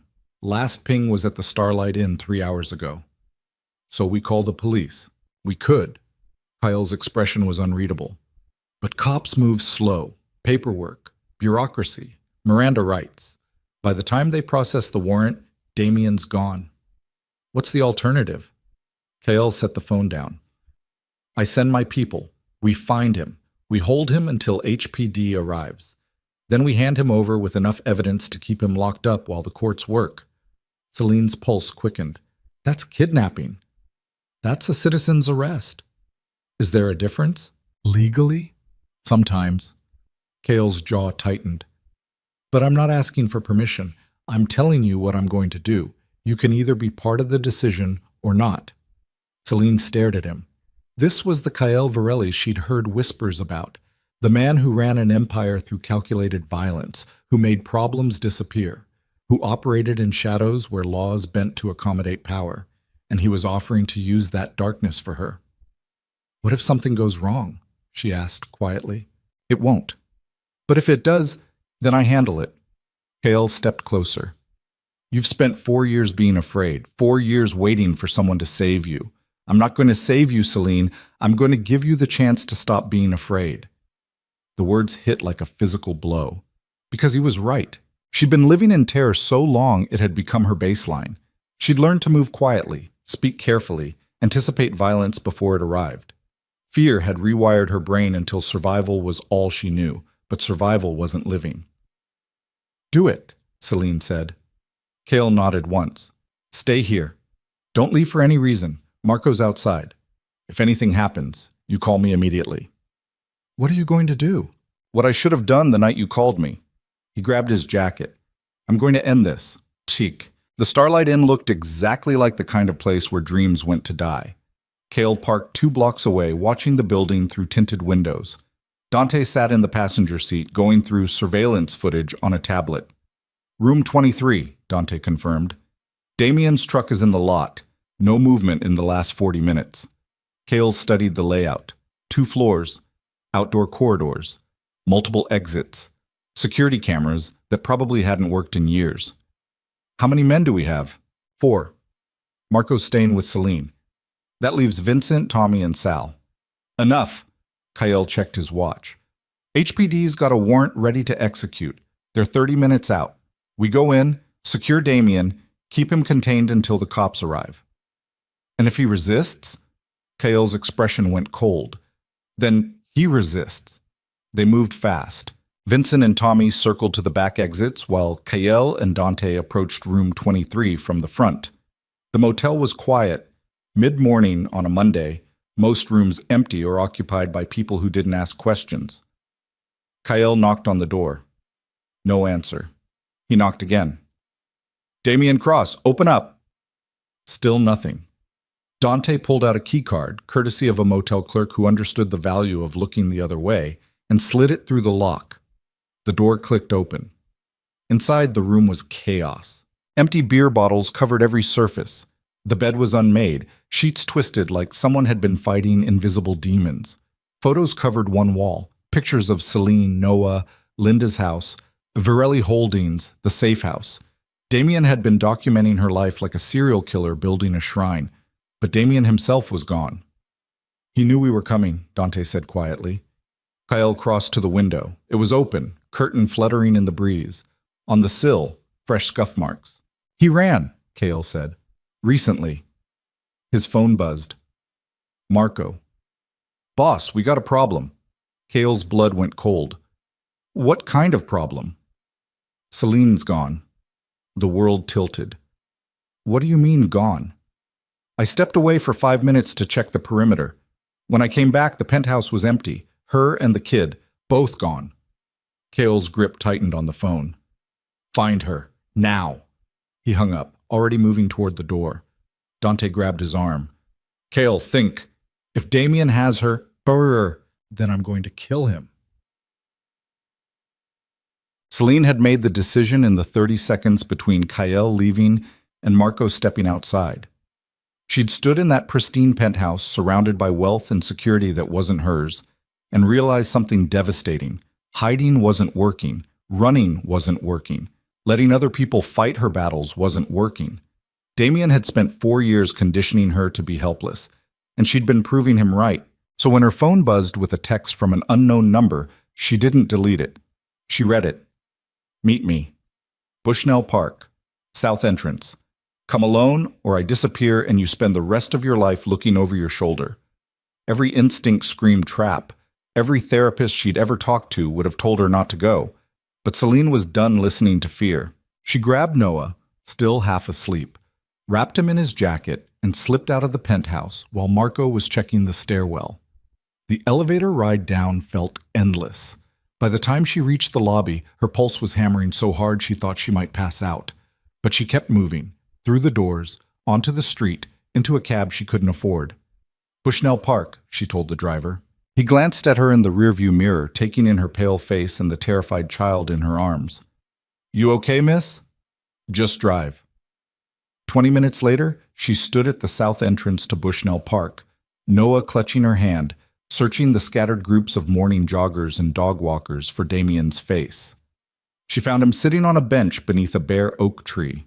He looked different, thinner, unshaven, eyes hollowed out by something that might have been grief or rage or both. He wore the same jacket she'd bought him 2 Christmases ago, back when she still believed love could survive anything. When he saw her, he stood slowly. "You came." Celine's throat tightened. "What do you want, Damien?" "To talk." "We have nothing to talk about." "We have everything to talk about." He took a step closer. Celine took a step back. Damien stopped, raising both hands. "I'm not going to hurt you. You broke into my apartment because you wouldn't answer my calls, because you're terrifying me." Damien's face crumpled. "I just want my family back." "You don't have a family. You destroyed it." "I made mistakes." His voice broke. "I know that. But I can change. I swear to God, Cel, I can change. Just give me another chance." Celine had heard this speech 100 times. After every black eye, every broken rib, every night she'd spent locked in the bathroom waiting for his rage to burn out. And every time she'd believed him. Not because the words were convincing, but because believing was easier than leaving. "No," Celine said. The word felt like stepping off a cliff. Damien's expression shifted, confusion, then anger, then something far more dangerous. "No? I'm not coming back. Ever. You don't mean that." "I do." "Celine, you hit our son." Her voice shook. "You shoved him into a table hard enough to split his head open, and when I tried to protect him, you threatened to kill me." "I was drunk. I didn't mean—" "You always say that, and I always forgave you, but not this time." Celine pulled Noah closer. "Noah deserves a father who doesn't teach him that violence is love, and I deserve a life where I'm not afraid every single day." Damien stared at her, breathing hard. For a moment she thought he might walk away. Then his hand shot out, grabbing her wrist with bruising force. "You're not leaving me," he hissed. "I won't let you." Pain flared white-hot up Celine's arm. Noah screamed. She tried to pull away, but Damien's grip tightened. "Let go. You're mine." Damien yanked her closer, his face inches from hers. "You've always been mine. No restraining order, no lawyer, no rich boyfriend is going to change that." Something inside Celine snapped. Not broke. Ignited. She'd spent 4 years being afraid of this man. 4 years absorbing his rage, managing his moods, shrinking herself small enough to survive his violence. But she was done shrinking. Celine drove her knee into Damien's groin with every ounce of strength she had. He doubled over, gasping, his grip loosening. She ripped her arm free, grabbed Noah, and ran. Behind her, Damien roared, pure animal rage, and gave chase. Celine sprinted through the park, legs burning, lungs screaming, Noah bouncing in her arms. She could hear Damien gaining ground, his footsteps pounding closer. She wasn't going to make it. Then a black SUV screeched to a stop on the street ahead. The door flew open. Kael stood there, eyes blazing with something that looked like fury and terror combined. "Get in!" Celine dove into the car, Marco gunning the engine before she'd even closed the door. Through the rear window, she watched Damien stumble to a stop on the sidewalk, screaming her name, fists raised to the sky. Then the SUV turned a corner, and he disappeared from view. Celine collapsed against the seat, Noah sobbing in her arms, her entire body shaking so violently her teeth chattered. Kael turned around from the front seat. "What the hell were you thinking? I thought—" "You thought what? That you could negotiate with him? Reason with him?" Kael's voice was ice. "He's not rational, Celine. He's obsessed. And you just gave him exactly what he wanted, access to you." "I know." "Do you?" "Because you could have died. Noah could have died. And for what?" Celine met his eyes, tears streaming down her face. "Because I needed to prove I wasn't afraid anymore." The car went silent. Kael stared at her for a long moment, then quietly. "And are you?" "Terrified," Selena whispered. "But I'm also done running." They returned to the penthouse under armed escort. Marco and 2 additional men swept every floor before allowing them inside. Kael triple-checked the locks, activated every security system, and stationed guards at every entrance. Only then did he turn to Celine. "We need to talk." She nodded, settling Noah on the couch with cartoons playing at low volume. In the kitchen, Kael poured 2 glasses of whiskey neither of them touched. "Damien's not going to stop," he said finally. "Not with restraining orders, not with custody hearings, not with cops circling. He's too far gone. I know. So we have two options. Kale met her eyes.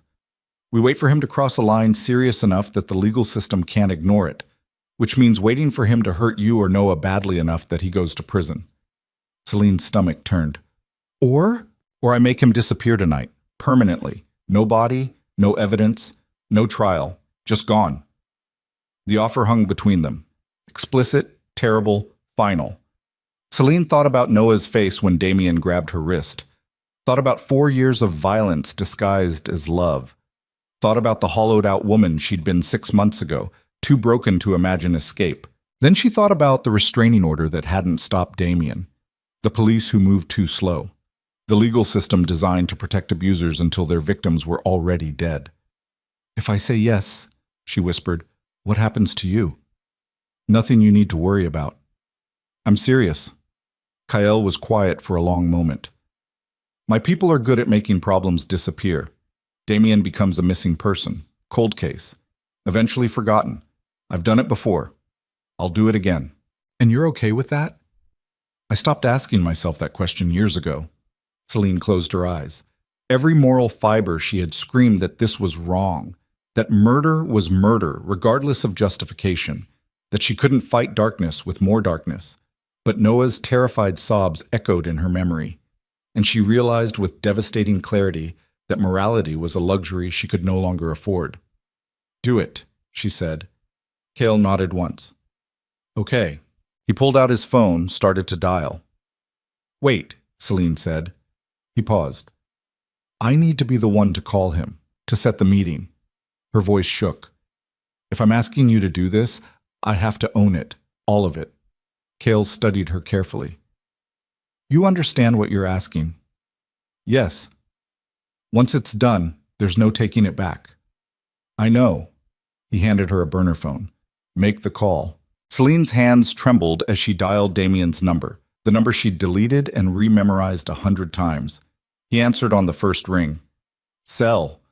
She closed her eyes. We need to talk, face to face, no lawyers, no cops, just us. Where? The old warehouse on River Street, where we used to go when we first met. 9 o'clock tonight. A pause. How do I know this isn't a trap?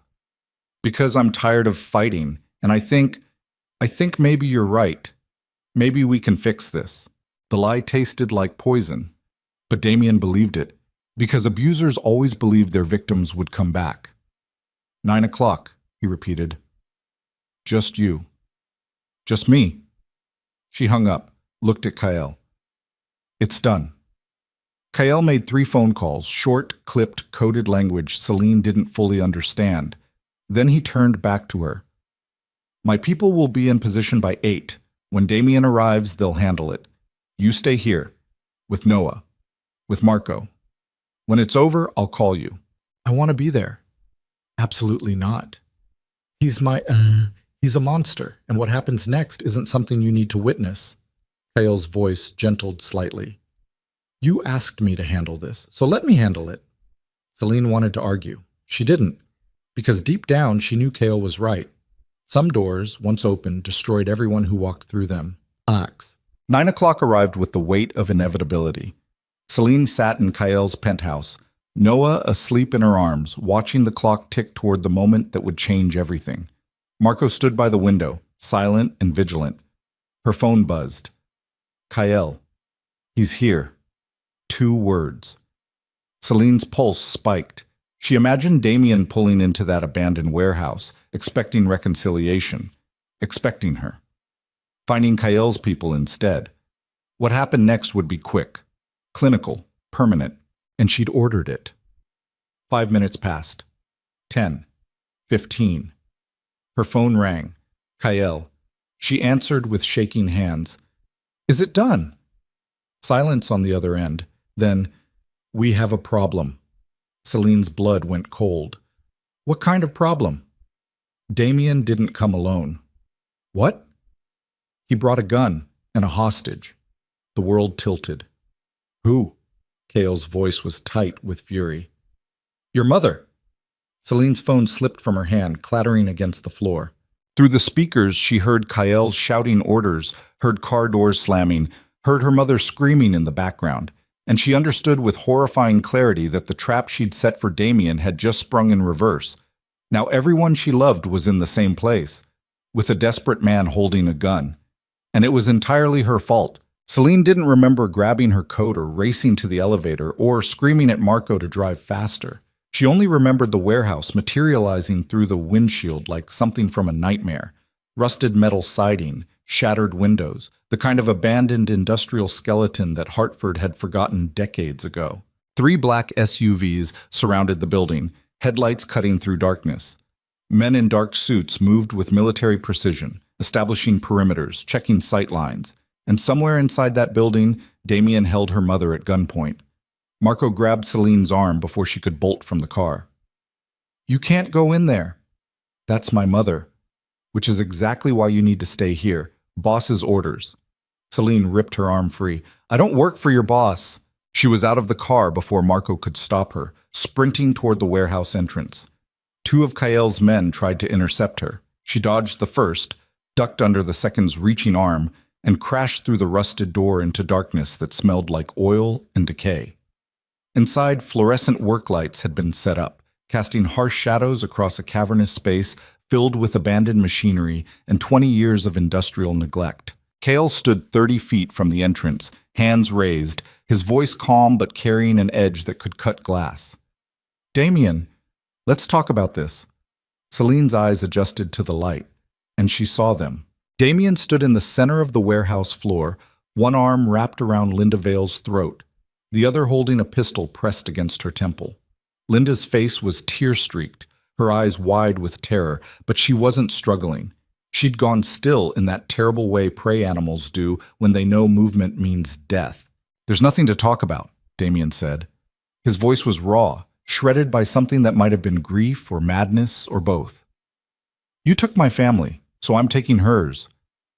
"She's not part of this," Kyle said. "Everything's part of this." Damien's arm tightened around Linda's throat. "You think you can just erase me? Make me disappear? I know what you are, Varelli. I know what you do to people who get in your way. Then you know you're not walking out of here. Neither is she." The warehouse went silent. Then Celine stepped forward into the light. "Damien." His head snapped toward her voice. For a moment, his expression cycled through emotions too fast to track. Surprise, rage, longing, hatred. "Sell."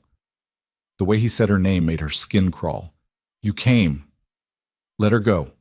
Not until we talk." "We are talking." "No."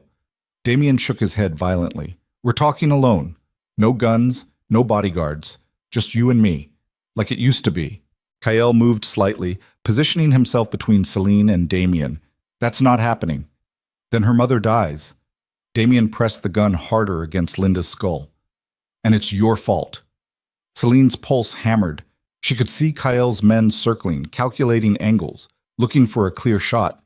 But Damien was using Linda as a human shield, keeping her body between himself and every weapon in the room. One wrong move and her mother was dead. "Okay," Celine heard herself say. "Okay, just us. But you have to let her go first." "You think I'm stupid?" "I think you love me." The lie tasted like battery acid. "And I think if you ever loved me at all, you'll let my mother walk away." Damien stared at her, breathing hard. Sweat rolled down his face despite the warehouse cold. His hand trembled against Linda's throat. "You'll run," he said. "I won't. You'll let him kill me." "I'm standing here, aren't I?" Celine took a step forward. Kale grabbed her arm. She shook him off. "I could have stayed away. Could have let this play out. But I came because I need to say something to you, face to face." Damien's expression flickered. Hope. Desperate, pathetic hope. He wanted so badly to believe she still loved him. Because abusers always believed their victims would come back. Slowly, Damien released Linda. "Go," he said. Linda stumbled forward, legs shaking.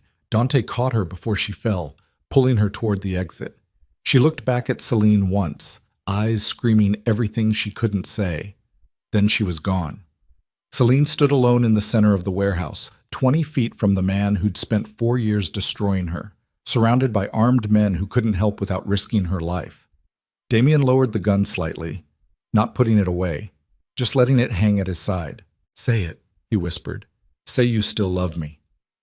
Celine looked at him, really looked at him, and saw clearly for the first time what 4 years of fear had obscured. He wasn't a monster. He was just broken and dangerous and utterly convinced that violence was the only language love understood. "I don't love you," Celine said quietly. "I haven't loved you for a long time." Damien flinched like she'd struck him. "But I did once," she continued. "I loved the version of you that made me laugh, that held me when I was scared, that promised we'd build a life together." Her voice cracked. "And I kept loving that version long after he disappeared, because it was easier than admitting I'd fallen in love with someone who didn't exist." You hit me." The words came out flat, factual. "You choked me unconscious in front of our son. You isolated me from everyone who cared about me. You made me believe I deserved it, that I was the problem, that if I just tried harder, loved you better, you'd stop hurting me." Tears rolled down Damien's face. "I'm sorry." "You're always sorry. Sorry after every black eye. Sorry after every broken rib. Sorry after you shoved Noah into a table hard enough to crack his skull open." Celine's hands clenched into fists. "But sorry doesn't erase what you did. It doesn't heal the scars. It doesn't give me back the years I spent being terrified of the man I slept beside. I can change." "No." Celine shook her head. "You can't, because changing would require you to admit that you're the problem, that your anger isn't my fault, that your violence isn't love, and you'll never admit that, because then you'd have to face the truth." "What truth?" "That you destroyed the only person who ever really loved you." Damien's face crumpled. The gun rose, not pointing at Celine, pointing at himself. "Then what's the point?" he whispered. "If you're gone, if Noah's gone, if I can't fix this, what's the fucking point?" Cale moved instantly, hands raised. "Damien, don't." "Why not?" Damien's hand shook violently. "You were going to kill me anyway, at least this way. I'm in control." "You think killing yourself makes you in control?" Cale's voice was cold. "It makes you a coward. Makes you someone who destroys everyone around him, then runs away before facing consequences." Damien's finger tightened on the trigger. Celine stepped forward. "Damien, look at me." He did. And in his eyes, she saw something she'd never allowed herself to acknowledge before. He was afraid. Afraid of being alone. Afraid of being unloved. Afraid that without her, he was nothing. The violence hadn't been about control. It had been about terror. "You're right," Celine said softly. "I'm gone, and I'm never coming back. You're going to prison. You're going to lose custody of Noah. You're going to spend years in a cell thinking about what you did." Damien's breath came in ragged gasps. "But you don't get to take the easy way out," Celine continued. "You don't get to die a victim. You survive. You face it. Every single consequence. Every single day. And maybe, you finally learn that love isn't supposed to hurt." For a long moment, Damien just stared at her. Then, slowly, he lowered the gun. His knees buckled. He collapsed onto the warehouse floor, sobbing, great, heaving sobs that sounded like something dying. Kael's men moved immediately, securing the weapon, pulling Damien's arms behind his back, clicking handcuffs into place. Damien didn't resist. He just kept sobbing, Celine's name falling from his lips like a prayer. Kael appeared beside her. "Are you hurt?" Celine shook her head, unable to speak, because she wasn't hurt. She was free.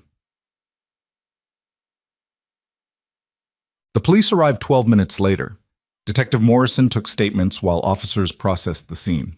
Damien sat in the back of a patrol car, head against the window, staring at nothing. Linda wrapped Celine in a hug so tight it hurt. "You stupid, brave girl," Linda whispered. "I'm sorry. I'm so sorry he dragged you into this. Don't apologize for him. Not ever again." They held each other until the trembling stopped. Kael stood apart from the chaos, speaking quietly into his phone. When he hung up, he approached Celine carefully. "HPD's charging him with kidnapping, assault with a deadly weapon, and violation of a restraining order. Combined with his priors, he's looking at 15 to 20 years. Celine nodded numbly. "And the custody case?" Patricia says it's over. With criminal charges filed, the judge will terminate his parental rights permanently. You'll have full custody. No visitation, no contact. The words should have brought relief. They just felt hollow. What about you? Celine asked. What about me? You were going to kill him. If I hadn't shown up, but you did. Kael's expression was unreadable. And now he faces justice the legal way. Clean, official, no blood on anyone's hands. Celine studied him. You don't believe in the legal way. No, but you do. And that matters more. Before Celine could respond, Marco appeared with Noah. The boy had been asleep in the car the entire time, blissfully unaware that his mother had just confronted the monster who'd haunted his entire short life. Mama, Noah said sleepily, reaching for her. Celine took him, pressing her face into his hair, breathing him in. This was what she'd fought for. Not revenge, not justice, not even freedom. Just this, holding her son in safety, with nothing and no one standing between them. The trial happened 4 months later. Celine sat in the front row of the courtroom, Patricia beside her, as the prosecutor presented evidence that painted Damien Cross as exactly what he was, a violent, manipulative abuser who'd terrorized his family for years. Medical records, police reports, voicemails where Damien's voice swung between tenderness and threats, testimony from Dr. Lim about Noah's injuries, testimony from Linda about the night she was held hostage. Damien's lawyer, the same young man in the ill-fitting suit, tried arguing trauma, mental illness, provocation. The jury didn't buy it. Guilty on all counts, sentencing 18 years. As the judge read the verdict, Damien turned in his seat, eyes finding Celine across the courtroom. She didn't look away, didn't flinch, just held his gaze with steady certainty until the bailiff led him away in handcuffs. Outside, Patricia shook Celine's hand. It's over. Is it? Legally? Yes. Emotionally? Patricia's expression softened.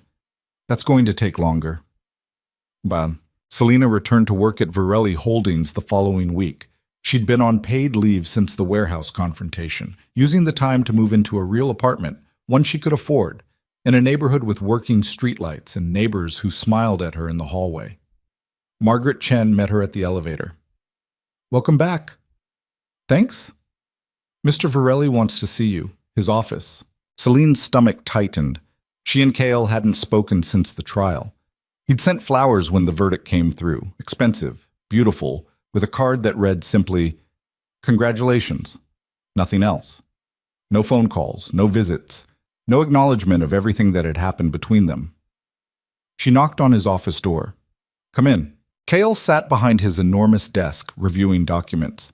He looked exactly the same, perfectly tailored suit, controlled expression, the kind of presence that commanded attention without demanding it. But something in his eyes had changed. Close the door, he said. Celine did. They stood in silence for a long moment. Finally, Kael set down his pen. I wanted to apologize. For what? For overstepping. For making decisions about your life without asking permission. For treating you like someone who needed saving instead of someone strong enough to save herself. Celine crossed her arms. You did save me. No, I gave you resources. You did the actual work. That's a generous interpretation. It's the truth. Kael stood, moving to the window. I spent years telling myself I was different from men like Damien, that my control came from protection, not possession. But control is control, regardless of intention, and you deserved better.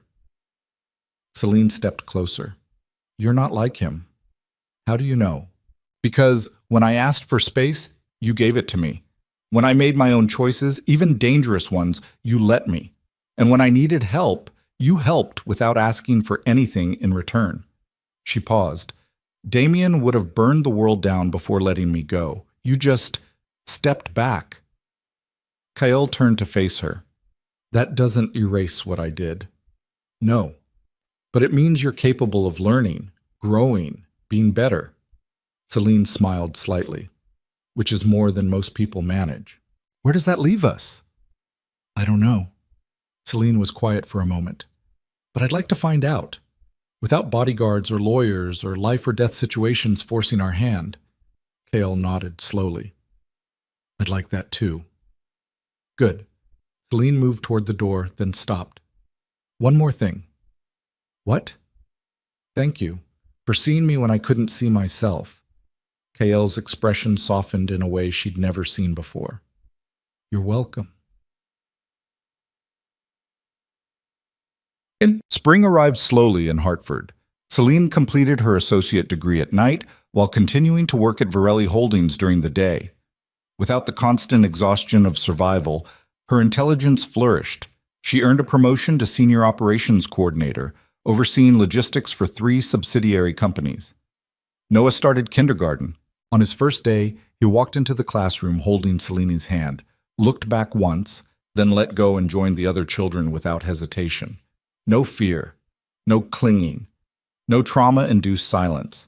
Just a normal 5-year-old boy excited about finger painting in recess. Celine stood outside the classroom, watching through the window, and felt something shift inside her chest. Pride. Not the pride of surviving, the pride of living. She enrolled in therapy, not court-mandated anymore, but voluntary. Dr. Michaels helped her unpack 4 years of trauma, teaching her to recognize the difference between caution and paranoia, between self-protection and self-imprisonment. You're going to have triggers, Dr. Michaels explained during one session. Loud voices, sudden movements, men who remind you of Damien. That's normal. When does it stop? It doesn't, but it gets quieter, and you get better at managing it. Celine learned to sit with discomfort instead of running from it.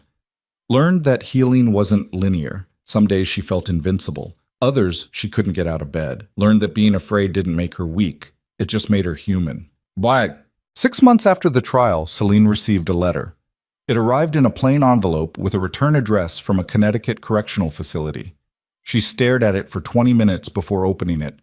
Inside, 3 pages of Damien's handwriting. She almost threw it away unread. Almost. But some part of her needed to know what he'd say. The letter started with apologies, pages of them, detailed and specific and completely worthless. Then it shifted into self-pity, blaming his childhood, his father, society, everyone except himself. But the final paragraph was different. I'm in a program here. Anger management, therapy. They're making me look at the things I did. Not the reasons, not the excuses, just the actions. And Cel, I see it now. I see what I did to you, what I took from you, what I destroyed. I don't expect forgiveness. I don't deserve it. But I wanted you to know that you were right. I was broken. And instead of fixing myself, I broke you too. I'm sorry. Not because I want you back, but because you deserved better than what I gave you. Take care of Noah. Give him the childhood I stole from him. And if he asks about me someday, tell him the truth, that his father loved him. But love isn't enough when you don't know how to be better. I hope you find happiness. Real happiness. The kind I could never give you. Celine read the letter 3 times. Then she folded it carefully, placed it in a box with the custody papers and medical records and police reports, and put the box in the back of her closet. Not to forget, but to remember where she'd been and how far she'd come. 1 year after the warehouse confrontation, Kael invited Celine to dinner. Not at a restaurant, not at his penthouse, at a small Italian place in West Hartford that served pasta made by someone's grandmother and didn't care who you were or how much money you had. They sat across from each other, sharing garlic bread and talking about nothing important, work gossip, Noah's kindergarten play, the documentary Kael had watched about urban development. Normal conversation. The kind 2 people have when they're not running from violence or orchestrating rescues or confronting armed hostage situations. Halfway through dinner, Kael set down his fork. Can I ask you something? Sure. Do you ever regret it, leaving him? Celine was quiet for a long moment. Sometimes I miss the version of him I thought I knew, the version that existed before the violence. But no, I don't regret leaving. Even with everything that happened after? Especially because of everything that happened after. Celine met his eyes. Because if I'd stayed, I'd still be that terrified woman hiding bruises and teaching my son that love is supposed to hurt. And now I'm someone who fought back, who survived, who's building a life that actually belongs to me. Kael smiled, a real smile, warm and genuine. You're extraordinary. I'm just stubborn. Same thing. They finished dinner in comfortable silence. Outside, Hartford sparkled beneath spring stars. The air smelled like rain and possibility. Cale walked Celine to her car. Thank you for tonight. Thank you for inviting me. Can we do this again? I'd like that. Cale hesitated, then leaned in slowly, giving her time to pull away, to say no, to maintain the distance they'd carefully preserved for months. Celine didn't pull away. Their kiss was soft, tentative, nothing like the desperate passion of people who thought the world was ending. It was the kiss of two people who'd survived their own hells and found each other on the other side. When they pulled apart, Celine was smiling. Good night, Cale. Good night, Celine. She drove home through quiet streets, windows down, radio playing songs she actually wanted to hear instead of whatever kept Damien calm. Noah was asleep when she arrived, curled up on the couch with the babysitter. Celine paid her, locked the door, and carried her son to bed. As she tucked him in, Noah's eyes fluttered open. Mama? I'm here, baby. I had a good dream. Yeah? What about? Dinosaurs. And ice cream. And you were happy. Celine's throat tightened. I am happy. Good. Noah's eyes closed again. Love you. Love you too. She stood in the doorway watching him sleep and realized something profound. For 4 years she'd been surviving. Now she was living. Not perfectly. Not without scars. Not without moments where fear still crawled up her spine and made her check the locks 3 times. But living nonetheless. She thought about Damien, locked in a cell, facing 18 years of consequences. She thought about Cale, who'd offered her protection without demanding possession. She thought about Noah, who was learning that fathers could be gentle and mothers could be strong. But mostly, she thought about herself. The woman who'd sat across from a Mafia boss in a conference room, bruised and terrified and barely holding together. The woman who'd left in the middle of the night with nothing but a canvas bag and desperate hope. The woman who'd faced her abuser in a warehouse and refused to let him steal one more second of her life. She'd become someone she didn't recognize. And for the first time in years, that was a good thing. But 2 years later, on a bright October morning, Celine stood in the same Varelli Holdings conference room where her journey had begun. But this time, she sat at the head of the table. Margaret Chen had retired, and Cale had promoted Celine to director of operations, a position that came with real authority, real salary, and real respect. The woman who'd once hidden bruises beneath oversized blouses now wore tailored suits and spoke in boardrooms without apologizing for taking up space. Her team respected her not because she demanded it, but because she'd earned it. After the meeting, Cale found her in her office. How'd it go? Perfectly. Celine grinned. Chen was right. I'm good at this. You're better than good. Cale leaned against her desk. I have something for you. He handed her an envelope. Inside, a check. 6 figures. Celine stared at it. What is this? Back pay. For every hour you worked while living in fear. Every promotion you deserved but were too traumatized to ask for. Every piece of your life Damien stole. Cale's expression was serious. You earned this. Not because I gave it to you. Because you survived something most people wouldn't. And you did it with grace. Celine's eyes filled with tears. I don't know what to say. Say you'll use it to build the life you deserve. She looked at the check, then at Cale, then at the office that was finally, truly hers. I will. That evening, Selena picked up Noah from school. He burst through the classroom door, backpack bouncing, talking a mile a minute about the science project he'd started, and the friend who'd shared her lunch and the book the teacher had read about astronauts. Normal 7-year-old chaos. Beautiful, loud, joyful chaos. Mama, can we get pizza? Sure, baby. And can Mr. Cale come? Celine smiled. I'll ask him. They drove to their favorite pizzeria, a hole-in-the-wall place that served slices bigger than Noah's head, and didn't mind when he got sauce everywhere. Cale arrived 20 minutes later, still in his suit but with his tie loosened. Sorry I'm late, board meeting ran long. You're just in time. Celine slid a slice toward him. Noah wanted to show you his science project idea. Noah launched into an enthusiastic explanation involving volcanoes, baking soda, and something about dinosaurs that didn't quite make scientific sense but was adorable nonetheless. Cale listened with the same focused attention he gave billion-dollar deals. Watching them, Celine felt something warm settle in her chest. This was her family now. Not perfect. Not traditional. Not what she'd imagined when she was 23 and desperate and believing Damien's promises. But real. After dinner, after they dropped Noah at home with a sitter, Kael and Celine walked through Bushnell Park. The same park where she'd confronted Damien 2 years ago. But tonight, it looked different. Peaceful. Just trees and paths and couples walking dogs. "Do you ever think about him?" Kael asked. "Sometimes. Less now than before."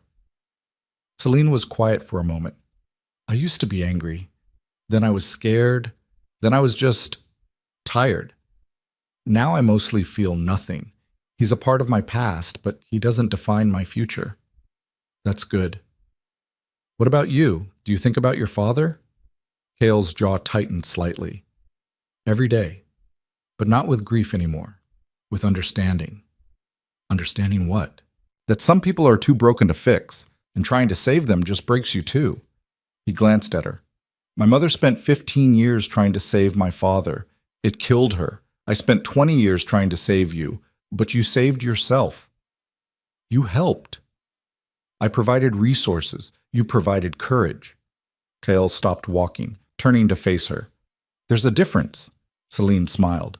"Sounds like we both learned something." "Yeah, we did." They stood beneath streetlights that turned the park golden, and for the first time in years, Celine felt completely, utterly safe. Not because someone was protecting her, because she'd learned to protect herself. 5 years after the warehouse. Celine stood in her own apartment, not rented, owned, watching Noah pack for summer camp. He was 10 now, tall for his age, confident, happy. He didn't remember most of the early years, the fear, the violence, the nights hiding in bathrooms. Dr. Michaels said that was a blessing. Selena wasn't sure. Sometimes she thought he should remember, so he'd understand what they'd survived. But mostly she was grateful he got to be a normal kid. "Mom, did you pack my swim trunks?" "In the side pocket. And my flashlight, bug spray, and the book you're supposed to read." "Yes." Noah grinned. "You're good at this. I've had practice." After Noah left for camp, Celine sat in her living room drinking coffee and thinking about the last 5 years. The promotions, the therapy, the slow, painful process of learning to trust again. And Kael. They'd been together for 3 years now. Not married, neither of them felt the need to formalize something that already worked. But committed. Partners. Building something that looked like a future. He'd learned to ask instead of assuming, to offer help without controlling, to respect boundaries even when his instincts screamed to protect. She'd learned to accept help without shame, to speak up when something bothered her, to trust that disagreements didn't have to end in violence. They weren't perfect, but they were real. Her phone buzzed. "Kyle, dinner tonight? My place?" Celine. "Only if you cook." Kale. "Deal. 7 p.m. She smiled, setting the phone down. Outside her window, Hartford stretched in every direction, a city that had witnessed her destruction and her resurrection. Somewhere in a correctional facility 3 hours away, Damien Cross was serving year 13 of his sentence. She didn't think about him much anymore. Didn't hate him, didn't love him, didn't feel much of anything except a distant acknowledgement that he'd existed and now he didn't. Not in her life. Not in Noah's. Not in any way that mattered. He was just a ghost now. And ghosts couldn't hurt anyone. Celine stood, stretching, and caught her reflection in the mirror hanging by the door. The woman staring back wasn't the terrified 23-year-old who'd walked into a conference room with bruises hidden beneath her sleeves. She was 33 now, successful, strong, scarred, but not broken. She'd survived something designed to destroy her, and she'd come out the other side better than before. Not because someone saved her, because she'd finally learned the most important truth of all. The only person who could save Celine Vale was Celine Vale. Everything else, the lawyers, the safe houses, the protection, had just been scaffolding. She'd done the actual work, and that made all the difference. The That night, at Kael's penthouse, they sat on his balcony overlooking the city. "Noah get off okay?" Kael asked. "Yeah, he's excited. First time at sleepaway camp." "You nervous?" "Terrified, but the good kind." Celine smiled. "The kind that means he's growing up normal." "Because of you." "Because I got lucky, found help when I needed it." She glanced at him. "Found you." Kael was quiet for a moment.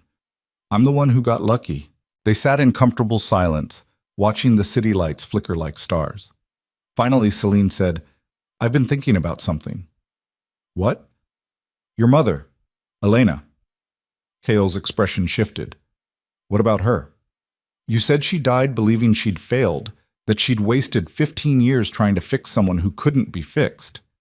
"Yeah, but she didn't fail." Celine turned to face him.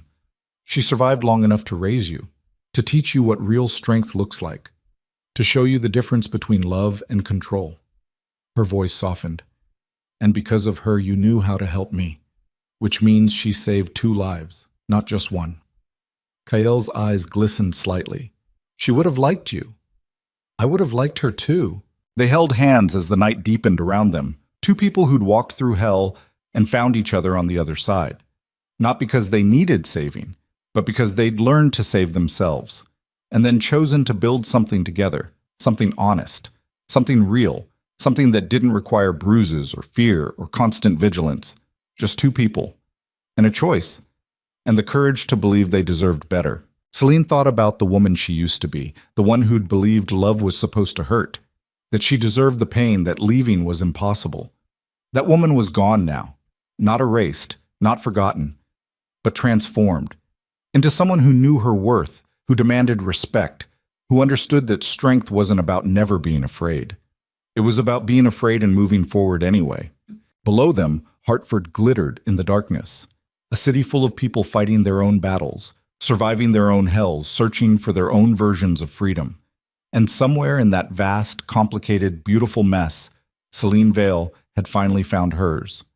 Not in a courtroom or a warehouse or a penthouse overlooking the city, but in the quiet moments between chaos, in Noah's laughter, in Kael's steady presence, in the reflection of a woman who'd survived the unsurvivable, and most importantly, in the understanding that she'd done it herself, with help, with support, with resources, but ultimately through her own strength, her own courage, her own refusal to let trauma have the final word. The cycle had ended, not because someone rescued her, because she chose to walk out of the darkness and into the light. And that choice, that single, terrifying, courageous choice, had changed everything.